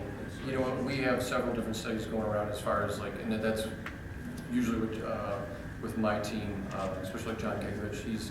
It's not just January 2019, it's a nonstop document. And so a lot of it is probably, I'm guessing right here, it's probably the roofs. We've had a study of our roofs, making sure that, to see which series and when we need to replace them. Right, yeah, but my question about that is, like, I've never been through a bond process before, and people are asking me, and I'm like, I don't know.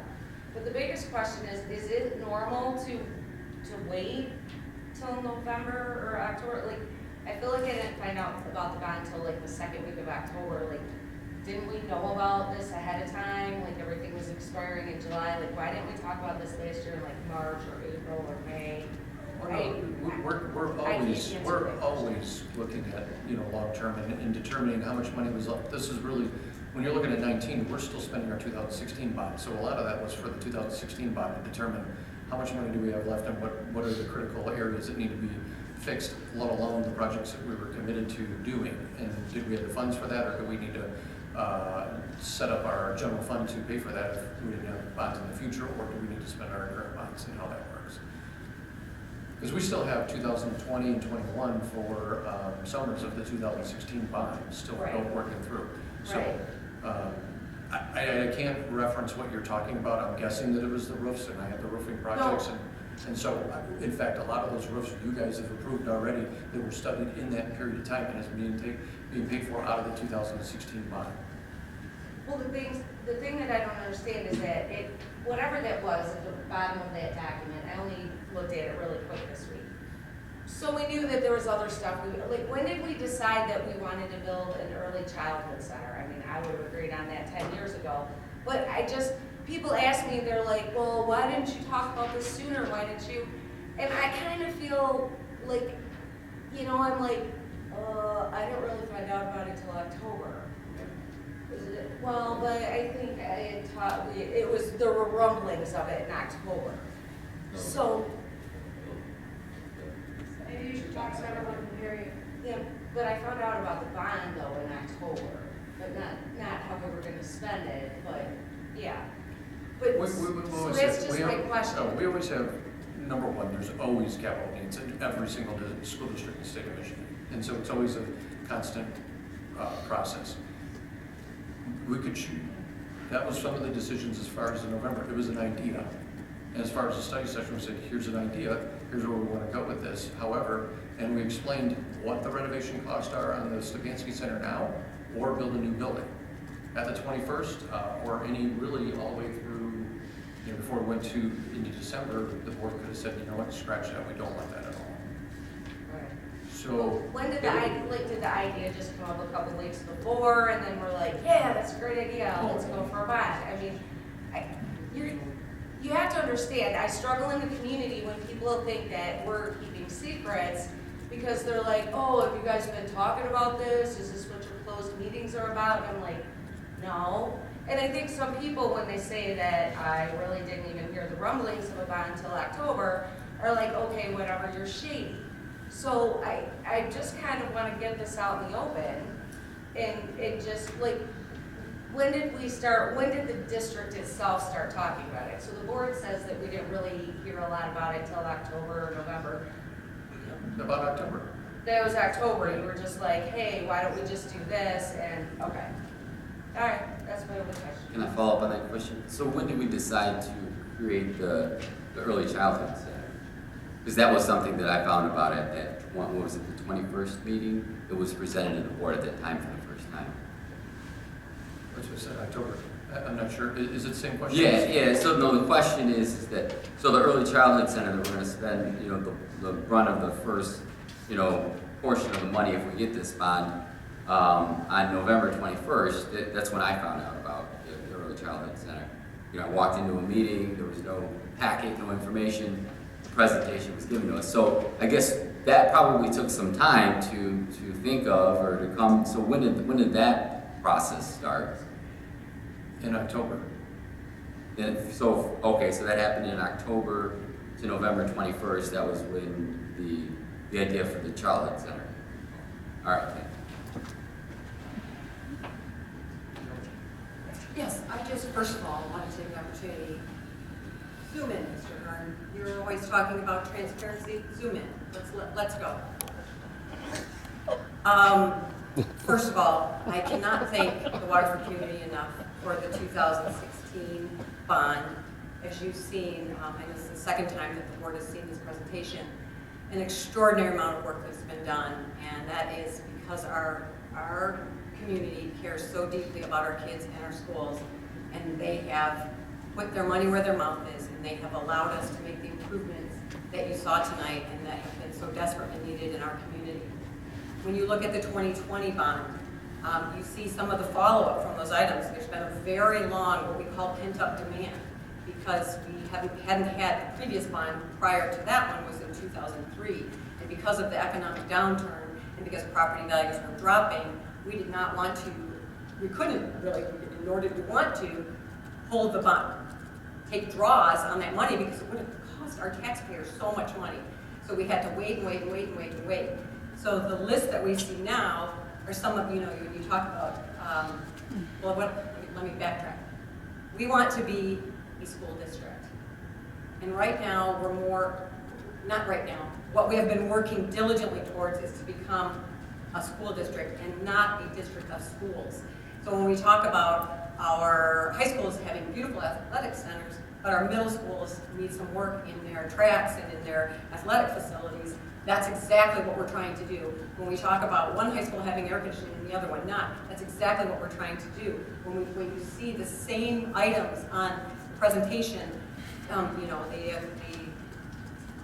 chairs and the furniture and the learning spaces, flexible learning spaces, and the technology, all of those things are so that we can try to provide, to the extent possible, the same educational opportunities, the same wonderful environments for all of our kids. So while some of it isn't a bright, shiny penny, we recognize that, it is a backlog that we've been working on for a very long time, and these are the things that we're now hoping to finally have all of our buildings to where we want them to be, where all of our kids have the same types of wonderful learning environments.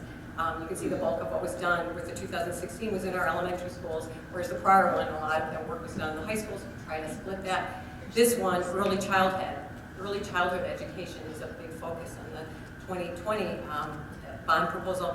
And that's with very good reason, because all of the research is telling us that that's, well, first of all, it's coming as a state mandate, but also that that is where we need to be focusing a lot of our time and energy with our little ones, because they are not necessarily coming to us in their current environments ready to start learning in kindergarten. So, so these bond proposals really do reflect a lot of thought, a lot of care, a lot of previous work that's been done through the many, many years in this backlog to bring us to this point. So again, I am grateful to live in a community like Waterford, to live in Waterford community where we care deeply about our schools and about our kids, and to see the work that's been done in this particular bond proposal. I'm just, again, so proud and really excited about what it contains. And thank you, Bill, to you and your entire staff for all of the work that you've done, not just in this presentation or for this 2020 bond, but every one of those projects that you oversaw over these last 20 years to get us to this place where we're kind of in the home stretch on that master plan. So really brilliant. Thank you.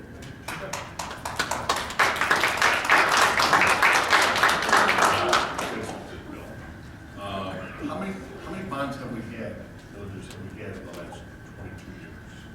You know, has it been 3?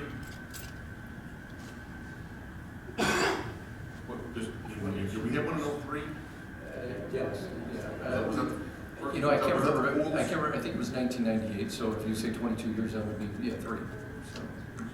The 98, okay, because I thought I'd be. And again, this 2020. 98, were you here in 98? So that's 98, 2003, and 2016. But the one in 2020 will not be the last one. It's like if your transmission goes out, do I fix the transmission or do I replace it? Do I fix the roof? Do I replace the building? These are the things that you have to decide. And you and your team, you have people that actually do that stuff, and you know what's going on.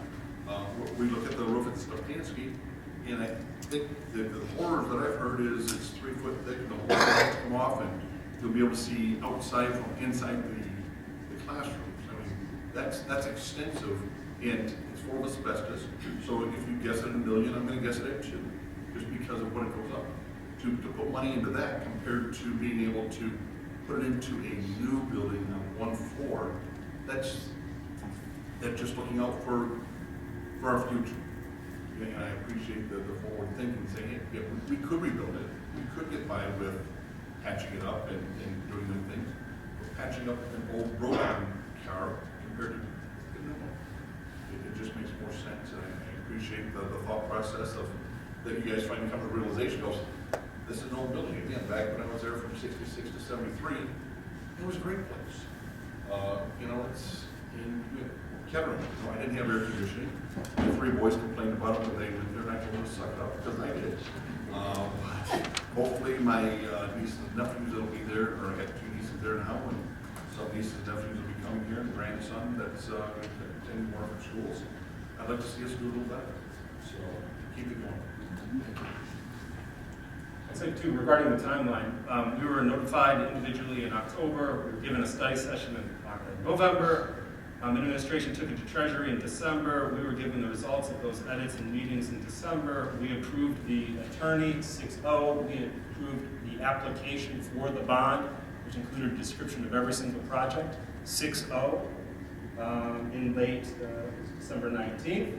We've been updated on it weekly ever since. And then we voted, majority vote 4-2, in early February.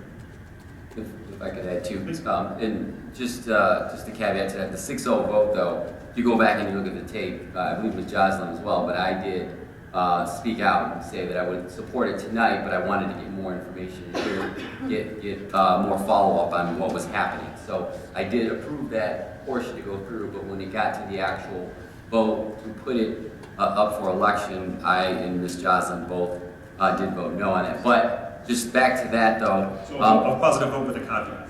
Oh, yep. So the other thing that I wanted to add though was that, I think what Ms. Jocelyn was getting at, and I don't want it to be taken the wrong way, was just that we just want to make sure that there's information, that we're getting the information. And I get the fact, we all believe in this idea that, kids are going to feel as good as the buildings they're going into. We have advancements in technology that are happening faster than they've ever happened. When I first heard about this bond, I was excited in hearing about the potential furniture, the creation of learning communities, and all these kinds of things. But as a board, what we really focus on and what we look at is that when we do go out in the community, like Ms. Jocelyn asked, we need to be informed. These meetings need to have good dialogue and conversation like we're having tonight. And so what we wanted to do was we wanted to make sure when we got that presentation on the November 21st date, I can tell you, and I expressed this concern to Scott, I walked into that meeting, got no material, got no PowerPoint, and then was introduced to that idea that evening. And it was at the end of that evening, I was proposed a $26 to $28 million building construction and said, how do you guys feel about it? How do you want to move forward with it? Well, we're still digesting that information. So I think that's what the idea of what we're getting at, is we just want to make sure that we're informed. It's not the fact that we think that, we agree with the upkeep. I agree. I mean, my house, I got to put a new roof on every so often. I got to do upkeep to it. Same thing with our schools. It's not always going to be shiny. It's not always going to be beautiful. But sometimes it will be. Some of these things that we're going to put in are going to be great things for kids if this bond passes. So I think that's where Ms. Jocelyn's going and where I was going to as well. But the secondary part of that is that I just wanted to get an update on Riverside, because I found out this week, and maybe our superintendent could enlighten us a little bit more, that I was under the impression with Schoolcraft we were also going to begin construction at Riverside this year, but my understanding is that has changed. And this decision was made last fall, but you did inform us via email today that or this past week, that you made the decision last fall, but the board was just finding out recently. Yeah, so Bill will talk a little bit. We were very heavy on the projects, and knowing that we were looking at a possible start before Labor Day, we wanted to make some adjustments. And so that was one of the things. We're pretty heavy with work at, Bill can share, but we got interior work at 3 buildings and Schoolcraft. So on the Riverside, Riverside has a gym, the cafeteria already renovated, the interior's renovated, we put the new metal roof on. So what we decided to do, because we've shortened it by a week in the summer, we're doing a waiver. Thank you. We got a waiver so we start school earlier, and we have the Schoolcraft project. They don't have a gym, so we had a choice which elementary we're not going to do because the labor pool is tighter. We have a shorter window in the summer. I have 3 buildings that we're doing the interior classrooms to, which is Cooley, Grayson, and Beaumont. We just did all the exterior, and you saw that in the photos here, all the exterior to all of those buildings. We're going back in and doing the final product on it. It was a 2-phase project. When the board voted to move forward with those projects, that's how we, that was mentioned, that was told there that there would be over 2 summers because of the labor pool getting tighter. So we made a decision, what are we going to do? We said, well, look, Schoolcraft doesn't have a gym, Riverside does. Let's get Schoolcraft renovated first, because they would be the last building with the least amount. So then we renovated, we decided to go with this summer for Schoolcraft and Riverside for next summer. Those dollars on that PowerPoint show that the $4.4 million, I believe it was, or over $4 million is committed to Riverside. It's just the timing of when it's going to be done. Riverside doesn't need a full interior renovation. What they need is a new parking lot and a flow of traffic, the bus loop and so forth. So that's what we're going to do. But we did postpone it 1 year because of everything that I just explained. And my understanding though is that last summer, we did 3 complete reconstructs, right? Grayson, Cooley, and Beaumont. So we did 3 full last year, and then this year you're saying that we can't because we're losing a weekend, essentially, right? We're losing that Labor Day weekend. 3 buildings plus 3 interiors. 3 interiors. 3 buildings interior plus a full renovation on an elementary building with the gym and the bus parking lot, or the parking lot and the bus loop at Schoolcraft. And this decision was made last fall, correct? Yeah, I'm not sure exactly when we had discussed it, but And the board found out when? just recently. So my thinking was, I thought we're doing the work within the period. I was not aware of when work would definitely be done, as long as it was done within the bond period. So part of making that judgment is making sure that we have the resources to invest in our most high priority projects. And then also making sure that the next summer we also have the right time frame, we have the right resources to get that done over with least disruption to I honestly want to say good call, because I drove by Beaumont every year, or every day on my way to work, and I was calling Scott, I'm like, oh my God, it's not going to be done. And I took my kids over up Clintonville, and I watched Grayson. I'm like, oh my gosh, these schools aren't going to be done. And It's you know, when you look at them, you think, oh my goodness, this is not going to happen. And it does. You know, yeah. It's getting you're never happy until you see once the footings are in, then you know it's game on. It's the tearing the place apart that looks just destroyed, and you're like, there's no way. How in the world did they do this in 2 months? Yeah, I know. exactly. You know, and I know I have a teacher friend that moved from one school to Haviland the year that they were working on Haviland. And you know, everything went down to the last minute. She had to cancel all of her plans for Labor Day weekend because she had to go in and decorate her room and do everything. So, I mean, you know, if this means that our teachers can get in early, we can have our little kids in for kindergarten early and on time, and you know, the Riverside people will be bummed, I know, but I think for the teachers and the kids, it's better to postpone it than not be able to have, you know, I forgot what they call it when you go in there that first week and you drop off all your school supplies and stuff. Yeah, orientation and stuff. Just last year, they were late or they just didn't get it. Yeah, it's getting increasingly harder to renovate an entire building in such a short window. I think when the state says, you know, making the summers tighter because they want kids in all year round, it's like, well, then how do you do all the maintenance on everything if you're going to have, you know, because that's where the summertime is when all that happens. We were, I believe, over, I can't remember the numbers, it's close to 150 people on site working in the summer. And now we're down to in the upper 70s. You know, there is billions of dollars of projects in the metro area, and we're all clamoring for resources. So that's why it was, because again, my weeks, months, and years all run together. But you can advise them, just that very thing you just mentioned, is because of all the other projects going on, our construction team let us know that we're gonna be able to get half the stuff done because they get half the crew. Was that recently or was that a couple of years ago? Because again, it started a couple of years ago. It all That's when went we together. started warning, about 2 years ago, we started warning that we can't accomplish Because of the pool. 150 people down to 75 people. I remember that, but again, was it last week, last month? I do remember that. So I was looking back over the timeline that we given last year, and I was looking at sort of sale of bonds, and it helps understand. So if this bond goes, this will set us up for the better part of a decade. Absolutely. If not more, right? For sure.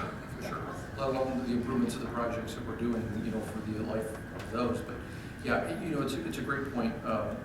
Obviously, we've talked about this. We've got the advocacy group that's doing a fantastic job on fighting for more revenue for kids. However, we all know that we haven't been able to keep up with inflation. The capital needs or the capital projects and the reason why so many districts are going, and it's just become a component of the funding mechanism. That's something I've learned, and I think is part of what makes this possibility so exciting. In conjunction with the presentation we just had about all the wonderful stuff we're doing in terms of curriculum and making sure our students are meeting the marks, this, and we're having safe, secure schools that support learning. I'm excited. What is the highest we can go for? Is it 7 or 8 mils that we can? 7. We did drop to 6.75, and this particular bond will not increase that from 6.75 to 7. It will retain it at 6.75 for the verbiage in the actual bond proposal. Correct. I think it's been said, but one of the things that's really good about Waterford is the continual renewal, continual work, that we're looking at. And really, I want to credit Bill and his team. I did put some pressure on things when we had to change dates and we had teachers and kids, and so we want to make sure that we're ready to take those projects. But the continual renewal will continue for the foreseeable future. You want to tell us about those bond refunding results too? Yeah, all right, let's go to the next information item. So quickly here, we refunded our 2003 Series 3 bonds, and when the board gave us authorization to move forward in, I believe, at the December 19th meeting, and at that time we estimated that we're getting right around the 230,000 mark saved. With the market swinging all these different directions and everything, we, on February 11th, settled on refunding amount, and we saved $439,000. So this adds to the, and this is how this put us over the 11 million mark for interest saved on all of our bonds. So nearly double. Yes.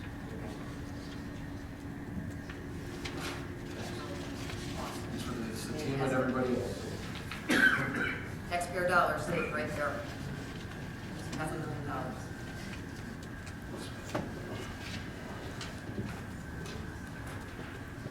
Okay.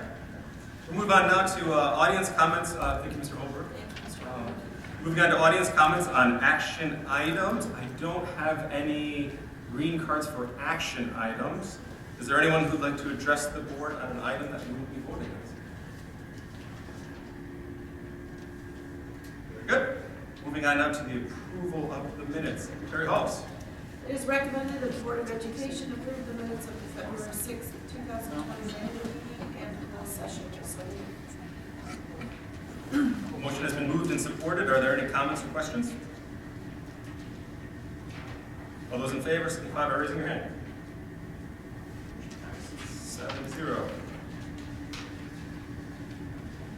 New business, Secretary Halls. Superintendent's recommendation 79-19-20. Retirements, resignations, leave of absence, expirations. It is recommended that the Board of Education accept the resignations and retirements presented. I so move. Support. Motion has been moved and supported. Are there any comments or questions? All those in favor signify by raising your hand. 7-0. Superintendent's recommendation 80-19-20 Head Start personnel policy. It is recommended that the Board of Education approve the Head Start personnel policy as approved by the Head Start Policy Committee, presented to the Board of Education as information at its last meeting. Motion has been moved and supported. Are there any comments or questions? All those in favor signify by raising your hand. Motion passes 7-0. Consideration of certain purchases. Treasurer Sutherland. Superintendent's recommendation 81-19-20, contract award for the district website design and development. It is recommended that the Board of Education award a 4-year contract for district website design and development to Foxbright at a total 4-year cost of $38,000 for self-hosting. Funding source is the general fund. I so move. The motion has been moved and supported. Are there any comments or questions? Have we used this company before? I mean, it's, there's all kinds of places, and they're all over the board, so. They are all over the board. As I suspected, doing this in a past district, you do get quite a mix when you put out the RFP. I do have personal experience with his company, and it's a good experience. We have not here in Washington. Yes, absolutely.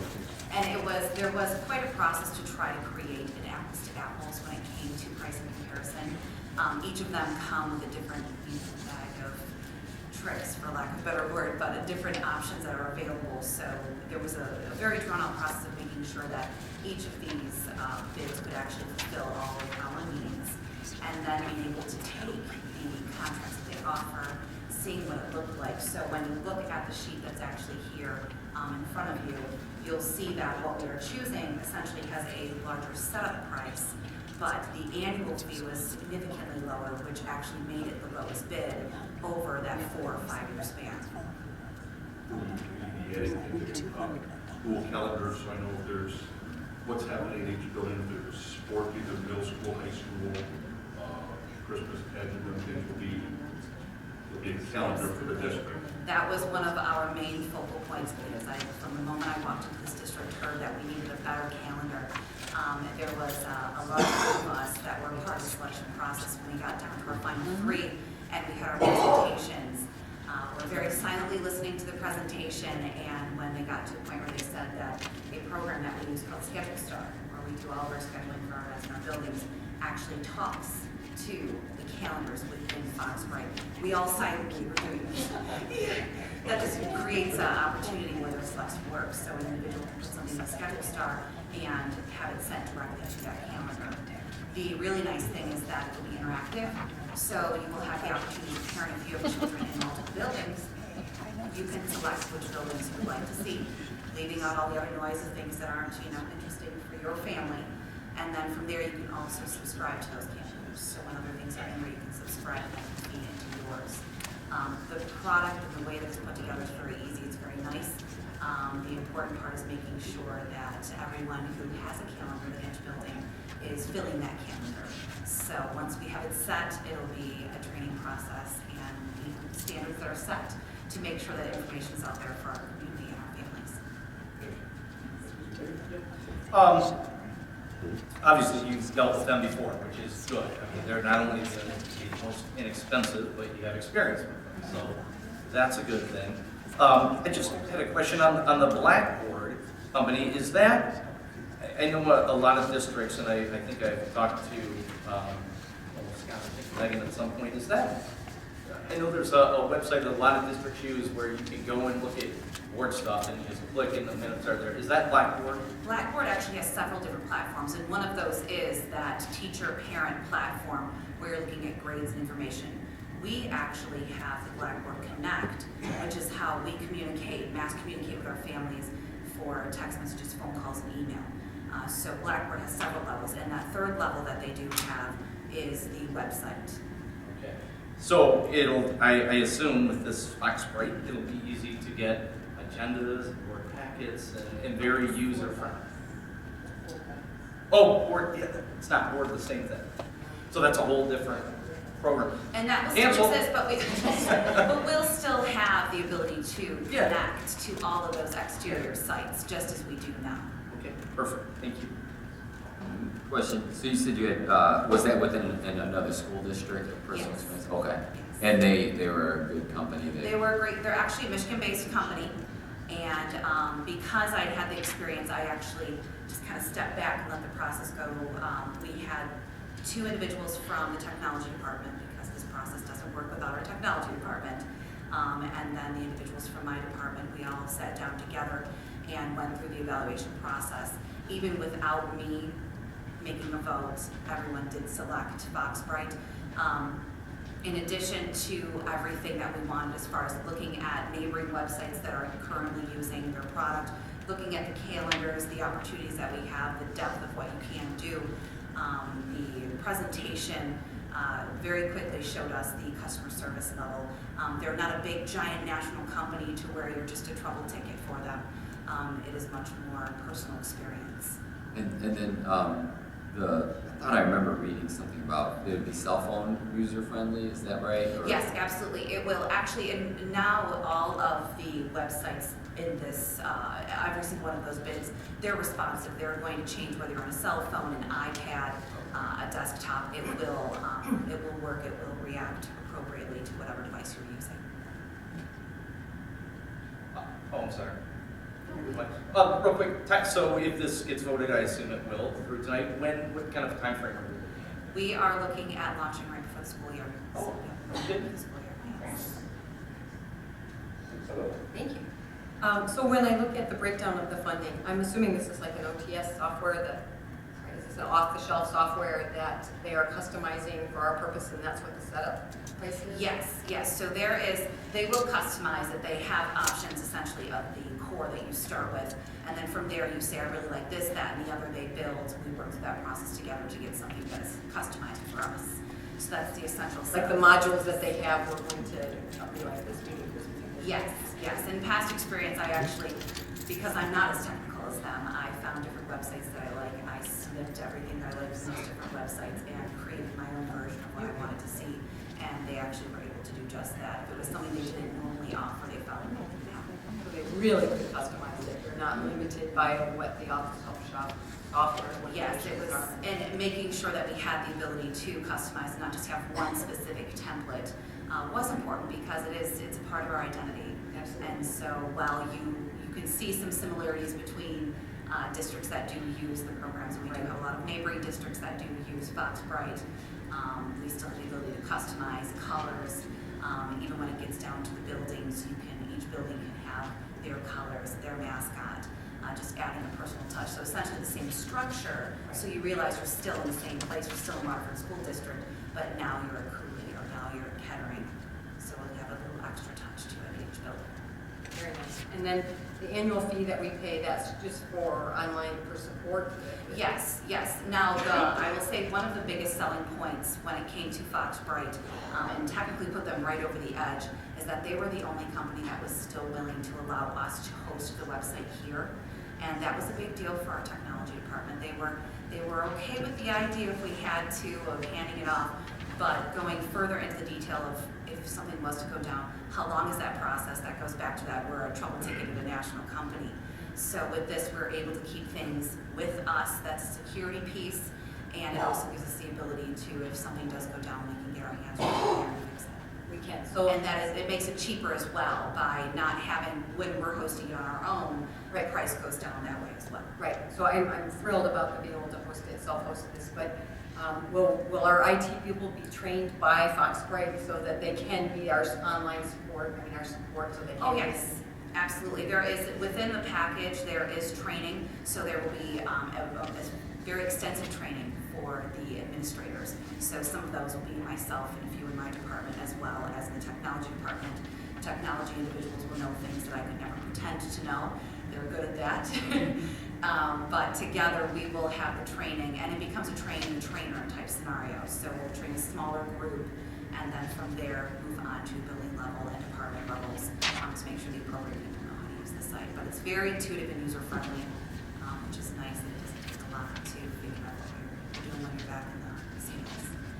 And my last question, is there like user acceptance testing where you will have the ability to, as users, once you're trained, sort of what we used to call a model office environment, something that says, I'm testing it, I'm working with it, yes, this all works, before we flip the switch and throw it open to our community? Yes, absolutely. And we also have, our technology department is working on kind of housing the old site and that information for a period of time to just kind of hold on to things, have that archive piece.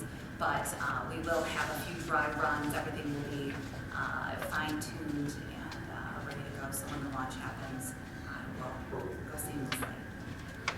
Thank you. One more, I'm sorry. 26 more questions. Okay, perfect. I'm ready. Perfect. About a year or so ago, we kind of got into something with showing our meetings on our website, and we couldn't do it because, and Bill, you probably remember, they weren't ADA compliant or something, so we couldn't have certain things on our website. Are we going to be able to do that now? Is that with the website, or is that more with the videos that are being taken, or can we now show our meetings on our website and stuff will it all be ADA compliant? Unfortunately for videos, the meetings, the way they're set up, the compliance piece is having the, words are gone for me right now, having closed captioning. Thank you very much, closed captioning. Okay, so that's not a So website unfortunately, thing. that's an outside source that would need to get closed captioning, but I'm glad you mentioned ADA compliance because with Foxbright, the way the CMS is built in the back, it will actually not let you do a lot of things if they're not compliant. So if you try to use colors that create issues for those who may be colorblind or have vision issues, it won't even let you publish. It is able to really narrow down your path. When you go to post a picture, that picture should have a description. And if it's not there, you can't finish the process. So there are some built-in pieces that will help us as we learn more about ADA compliance and keep moving with that process. And then in addition, there are services that will say, oh, this needs to be checked, that needs to be fixed. One of the main pieces will be taking, right now we have a lot of documents that you click on and they're downloading PDFs. We're going to be eliminating that in all possible cases. There will be times where we have to keep those documents, but in other cases, the idea is to get that information directly embedded into the website, and that helps with compliance issues when you have an individual who cannot read. The screen reader will do that for them, and having it directly on the page helps that individual, but it also helps those who can't see and don't want to have to go through that downloading process. So amazing curriculum stuff, amazing possibilities with the bond, improved community engagement, communication. Yeah, I just want to say, great job. I'm assuming you were part of that as well. Yeah. He's got a great team. Oh, well, that's good. I mean, we have fancy new football fields and baseball fields, and that website's needed an overhaul for a long time. I can't tell you sometimes how hard it is to navigate. I'm like, I know exactly what I want, and where is it? So I am so excited to see it. Thank you guys, thank your team for working on that. I think it's just another thing that another step that we have to move forward, so good job. Just a quick note on that whole ADA thing, and I know this isn't unique to Waterford School District, but just as a thought that hopefully that's something that we can take on one day. I know it's expensive or costly to provide, to be ADA compliant. The whole purpose of having ADA is so that districts and municipalities, communities would be compliant. And like I said, it's not Waterford School District alone. I'm on another board, and we serve community mental health, and we're not ADA compliant. And that was an issue that I raised with them, and I'm like, and that's who we serve. So it just seems as though one day, hopefully, we can do that. I know we're doing the best that we can, but the whole point of having ADA is sort of compliant. We're ADA compliant. Yeah, I think we are. No, I just know the ADA compliance with regard to having the words underneath. Or I mean, that was the whole point why we can't post things directly to the website. So it's just unfortunate. And there is also opportunity where you can do post-production closed captioning, but having a live closed captioning is a very pricey thing. So we've been trying to find ways to navigate around it and make sure that we can, because it's important. If we can get the information out, we want to be able to. But the cost behind a live closed captioning is not small. So all those in favor, signify by raising your hand. That's a 7-0. Good job, woo! Okay, we're moving on to audience comments on non-action items. I have 3 comments. I think Mr. Zach Thomas, I think I watched him walk out. Yeah. Mary Craig.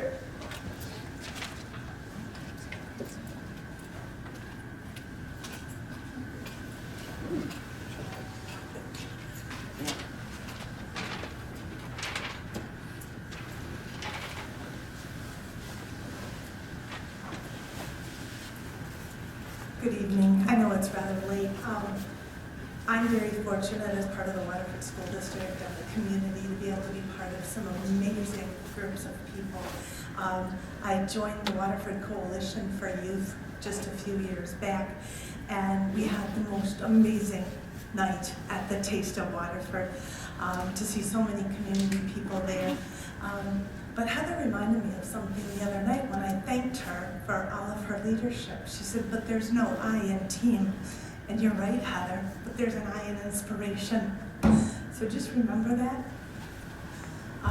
Because the passion you have for everybody spreads like wildfire. And I know Kristen and Lisa can attest to that with all the work they did. I also have the opportunity, I joined the steering committee for the Blessings in a Backpack as the kindergarten teacher at Riverside. 13 kids in my classroom got food bags every week, and the program has grown. We currently are feeding 300 Waterford kids every week, 100 at Riverside.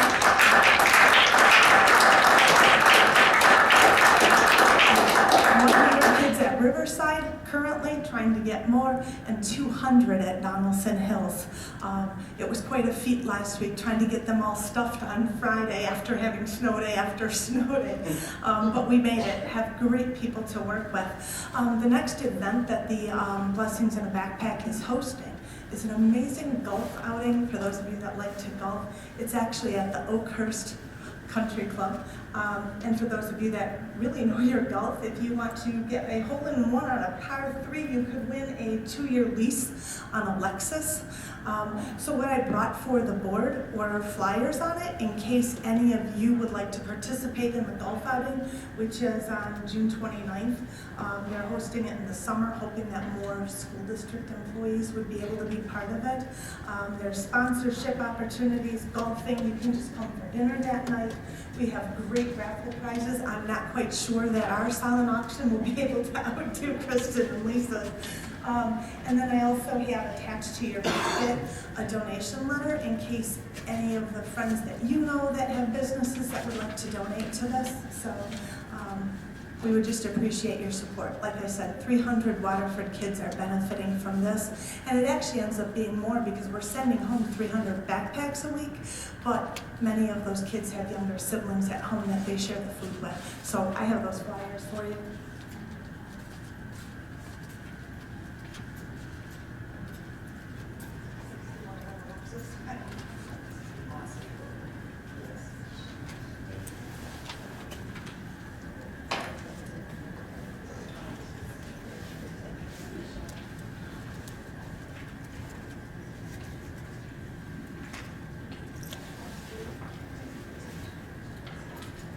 Thank you. Mr. Wagner.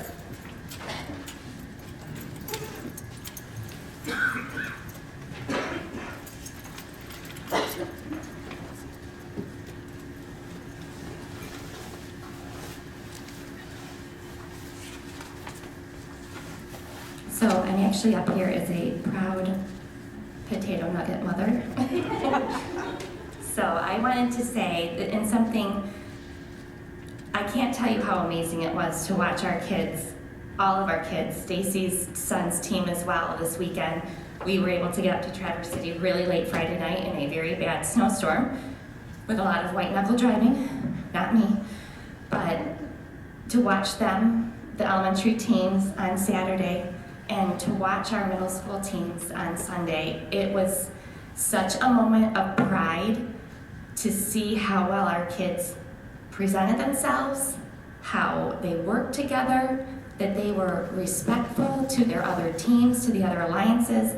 I joked at one point, and Julie can understand this, it was more stressful than a lacrosse game, because I actually said to my husband, I was hiding behind one of the other mothers because it is like this roller coaster of you're at 11th, and you're at 18th, and you're 30th, and it was the most intense 1 minute, 8 matches I've ever attended in my entire life for an entire day. It was amazing to watch our kids shine. And our pit, I wish you could all have seen it. I think you've seen some of the pictures on Facebook.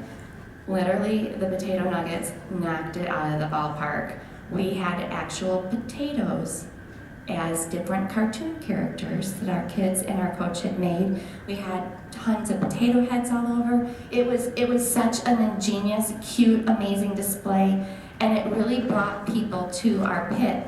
But what it did for me, when people came to our pit, they started asking us about our program. And I think sometimes we have this tendency to live in a snow globe and not recognize the amazing things that we have. Many parents from communities that are around us, there were not a lot of Oakland County teams there. We searched each other out. We found Troy, we found Rochester, we found Cranbrook, so we kind of walked around our pits and checked everyone out because we had to vote. But as people stopped at ours, and these were school districts that literally we compete with and surround us. Who are you here with? Like, you're Waterford, but who are you here with? And we literally were all wearing Wired shirts all weekend of multiple colors, and we were with Wired. Well, what is Wired? What is the company? Wired is our school district. And I can't tell you the amount of times that people did this. Your school district supports this? Our school district doesn't support this. We don't have the opportunity to have elementary and middle school teams. We have to find outside teams and outside sponsorships. I took this program for granted. My children have been a part of this program for many, many, many years. My oldest son was in Wired.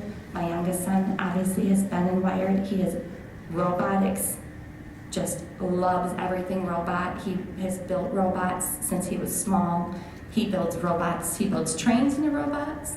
He has a train that he took to every competition this year that was a Thomas train that he would run for all the elementary kids that he built. And I assumed that this was something that everybody had, and they don't. It is one of the things that our district has decided is important to make sure our children have this opportunity at a very young age. And I don't want to get upset. It was such a point of pride to be able to say, but we do this. And so thank you. And to have a child who is unique and has his own uniqueness, that's what we like to say about my middle son, to have something that he can be a part of. And he is embraced for his uniqueness, and he's thriving because of it. It just means a lot. So, thank you.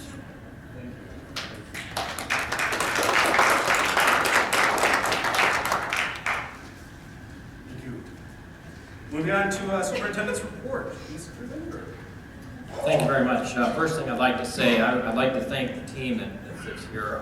Tonight is such a positive meeting. I heard Joan mention that. We're talking about science curriculum. We're talking about the Waterford Curriculum Library bonds. We're talking about continual renewal in our buildings. We've got a website that we're redesigning, and this team knows that we're pushing each other to continue to build the momentum onward and upward in this district. I thank the board for your pushing and the high expectations of me, and we're doing that of each other. So I want to thank the team. We know that we're very busy. We've got a lot going, and I really appreciate the teamwork and the collaboration with all of us. Thank you so much. To that point, our strategic plan input sessions are going very well. I want to speak especially to the surveys. The survey as of last Thursday evening, we had over 300 staff members, teachers and staff members who have responded, and it was over 500 parent and guardians at this point. And so the survey is still open. You can go to our website and click on that survey. It doesn't take very long. I will say that we do have another community forum opportunity March 24th at 5 o'clock, but we're getting just a good response to that. Thank you for being a part of that. This morning was another exciting opportunity. Member Torres joined me and many others. We had the pleasure of joining Food and Nutrition Services and Pierce Middle School in welcoming local representatives from Oakland County, United Way, the Michigan Department of Education, and the United Dairy Industry of Michigan to observe the breakfast cart in action. The Waterford School District offers every one of them, K-12 students district-wide, the ability to eat breakfast for no charge. Recently, we began a second chance breakfast at Mason, Pierce, Kettering, and Mott. The students are loving another opportunity to get a meal after the school bell. Kudos. to our building administration, working with our food and nutrition services department. And to put a couple of numbers on that, what's the big deal? I can tell you that we are serving over 500 more breakfast students with the K-12 program, and just started the second chance, we are serving another 80 to 90 students in that. And we know what the research says about kids having breakfast in the morning, so that's been a great work. And we were recognized. It was real powerful to be there. Again, recognizing the good work that we're doing in Waterford for our kids. I was proud to be a part of that this morning. Mont Kettering students and staff shined in the State Student Leadership Conference in Grand Rapids. Waterford Mont Leadership received the Star School Award, and several students were nominated and awarded individual honors. Kettering students also received a number of accolades, and the captains were recognized as a school with the highest charity donation. Congratulations to all of these outstanding leaders. Lastly, I would like to wish Captain Wrestlers TJ Doherty, Junior Martin, and Riley Grado the best of luck as they compete in the MHSAA Individual State Wrestling Finals tomorrow and Saturday at Ford Field. Go Captains. So the next regular meeting will be March 19th. We'll have information on the bond communication plan at that time. Are there any Board of Education reports? Member Halls. I'd just like to remind the community that the Milwaukee Education Conference is hosting their annual Business and Home Expo at Mott on March 26th from 5:30 to 8. And gosh, I don't even know how many vendors they have to share, but probably over 100. And it's a great place to come and meet all your local community businesses that can help you in any kind of needs that you might need, whether it's plumbing or electric or dentistry or hair salons or pets, or there's just a million different businesses. And so I just think it's really important to support local, and so many of our businesses here in this community support us, and it's nice to be able to give back. So March 26th from 5:30 to 8 at Waterford. Come and check it out. Lots of activities going on. I think they have face painting for the kids, and so it's just a great staple in the community, and come check it out. Just a rehash on the Better Breakfast program this morning at Pierce. It's a fantastic program, and so we had the chairman of the Board of Commissioners, Dave Woodward, there. Also had the head from United Way there, and it was a collaboration between their funds allocated to school districts like Waterford for the middle school and high school kids to be able to get that second chance breakfast, which it was really cool to see because these kids were lined up. I mean, there must have been, I was telling Julie before the meeting, probably 200 kids, in a matter of 10 minutes getting a second chance breakfast. So fantastic. And then what we're doing at the elementary schools is supported by federal dollars. So it was interesting to be able to tell the Board of Commissioners, we're not only doing it in the middle of the high school, we're also doing it at the elementary school as well. And my daughter is a beneficiary of that. I get to see her walk in her class, get breakfast. It's really a cool thing. And the kids eat when they're together. I think and the collaboration on that has just been fantastic. I went to my Oakland Schools meeting for the Legislative Committee last night, and I was going to talk about legislative issues and things happening in other districts. One of the things that they were talking about was therapy dogs, actually. Some of the school districts are bringing therapy dogs, and Brighton seems to actually be the leader in this, into the schools to work with the kids. And it seems like such a great idea, but putting them in airports and all these kinds of things. So I found that I think it's Clawson and was one other school district that was there are looking into implementing this, and the dog is actually the school district's dog. It has a handler. It's a school district employee that, I'm assuming it's a teacher or somebody, takes the dog around, brings them in, goes to the schools, and they say that the dog works from 8 o'clock in the morning till the last school ends at the end of the day. The dog is exhausted at the end of the day, they say. So it seemed really cool, so I'd like to see something like that at some point. And also liability. That's right, because we did get the information about the, what was it? Yeah, because what wasn't it for the therapy? Yeah, for some of the kids that needed. Yeah. So that is fantastic, and this was just an awesome initiative. So then the other thing, school start times. 2 school districts in Oakland County have changed their school start times at high schools 8 o'clock. we get letters about that all the time. Every once in a while, like at some point in the year, I think when the government classes write about something important to you. So that's an interesting thing to look into. But the big thing that it's been is that I forgot what school district it was, did just vote to push it through, but it's not going to start until the fall of 2021. A lot of it's turning out to be union contract issues and negotiations with the teachers. But it does sound like, and you got bus schedules too, so you got to pair that all in. Then 2 districts that were at my open schools meeting last night are going for bonds coming up in March, so next week. And they were just talking about what they've been doing and up to on that end. So, and then the blessings in a backpack thing that Ms. Cray talked about, fantastic. I get all the emails, and I've tried to go to a few of them, but they started at 4 o'clock, and so it makes it a little difficult, but I'm trying to get there. But I know that the cool thing that they really do too is that when we have break, they pack extra stuff for the kids. So these kids have what they need over the holiday breaks and things like that. So fantastic program, and that is my board report.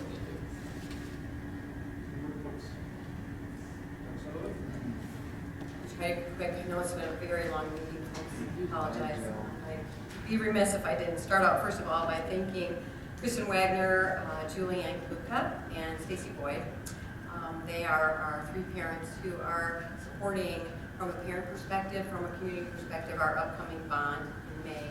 And we could not do it without you. We are so grateful for your support, for your all of the time and effort that you put into understanding all of the mechanics and what it takes to do this, and how we get the message to our parent communities and to our larger community.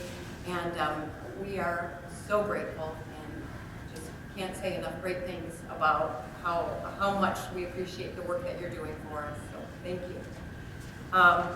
Also want to thank Kristen Wagner. She's been leading the parent advocacy group, bringing in these really dedicated, caring people in our community. It's a meeting that's run by parents, for parents, of parents, to advocate for change at a state level. She is an absolute dynamo and an ardent advocate for our schools in every regard, and honestly not just our schools in our community, but across the state as well. So we had a meeting this week. She led a parent group meeting this past week to discuss numerous issues affecting our kids, including the upcoming bond and education legislation, state priorities, funding, those kind of issues. And so we are a grateful community. Thank you. March is Reading Month. It's a treasure. It's a gift you give yourself. I had the immense privilege of going to Riverside and reading today to 1st graders and 3rd graders. So thank you to Principal Roback and Colleen Farley and Mrs. Gates and Mrs. Curry. My throat is a little sore because I read Piggy Pie and I had to talk like a witch, and I had to be really loud. And it was such fun. It was such great fun. I just love being with those kids. And seeing the classroom and the amazing work that's going on in our schools is an immense privilege for us as board members. So thank you for that.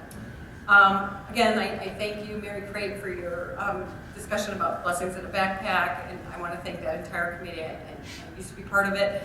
I want to get back into it because it is extraordinary work that you're doing, and love that you brought that up. Wanted to thank the Waterford Foundation for Public Education for their support of our WIRED program, as well as the OCTs, as well as the Waterford School District, because as Kristen said, not many school districts actually support that program for their kids, and it's so very meaningful and valuable to those kids that are participating. And then I want to thank Heather Halls. I appreciate Mary you bringing it up as well. The annual Taste of Waterford was 2 weeks ago, and I know there were several board members there. We had our legislators there. We had a state representative, our state senator. We had previous school board members, teachers, staff members, our township supervisor, our township trustees, our fire, our police, our judges, our youth volunteers. We had foundation members, youth assistants, community leaders from everywhere across Waterford. It was an amazing event. Also, there were 40-some restaurants that were represented that donated their time and their food. And to have all of those people in one room, everybody caring deeply about doing great things together for the Waterford community, was a great shot in the arm for everyone. So thank you, Mrs. Halls, for making that happen for our community. And lastly, We have an extraordinary family in our district. We have many extraordinary families in our district. We have right now Joe and Chris Miller. Despite grieving through really unimaginable loss, they've been working tirelessly to effect change for our students. They were actually in the front page of the Detroit News yesterday. I think it was yesterday, might have been the day before. No, it was yesterday.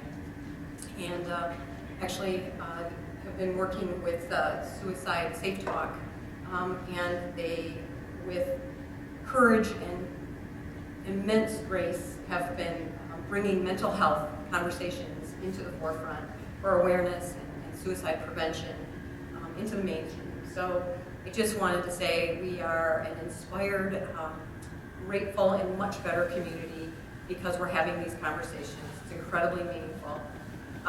We are also doing, as a fundraiser for Nikolai Miller, we're doing a square dance and a dinner, Do-Si Dout. It's Friday, March 20th at Houghton Elementary.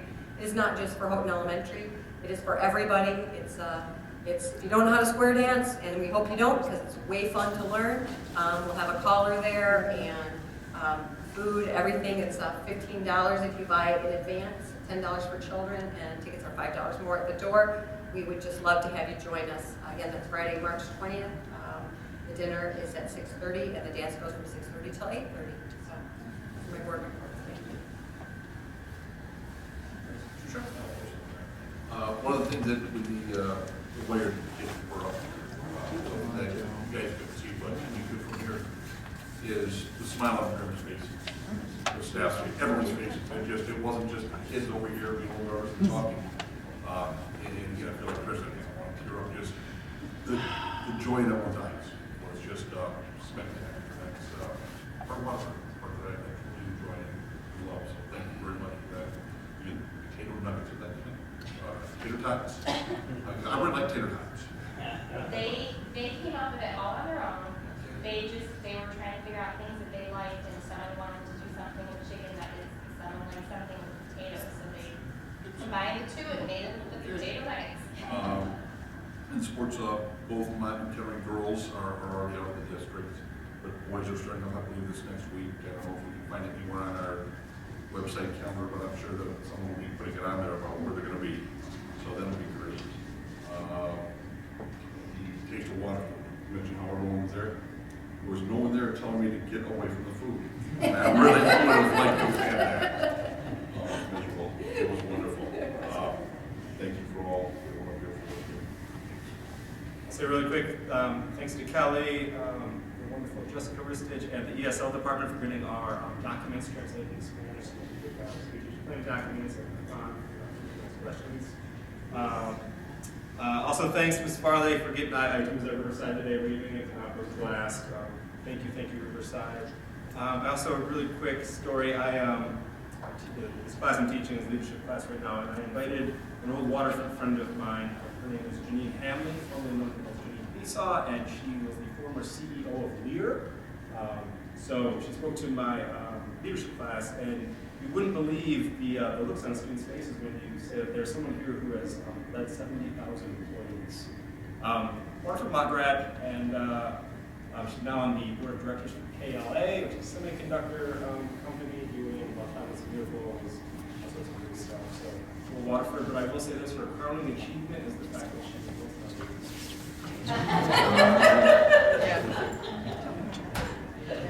Being no further business, the meeting's adjourned.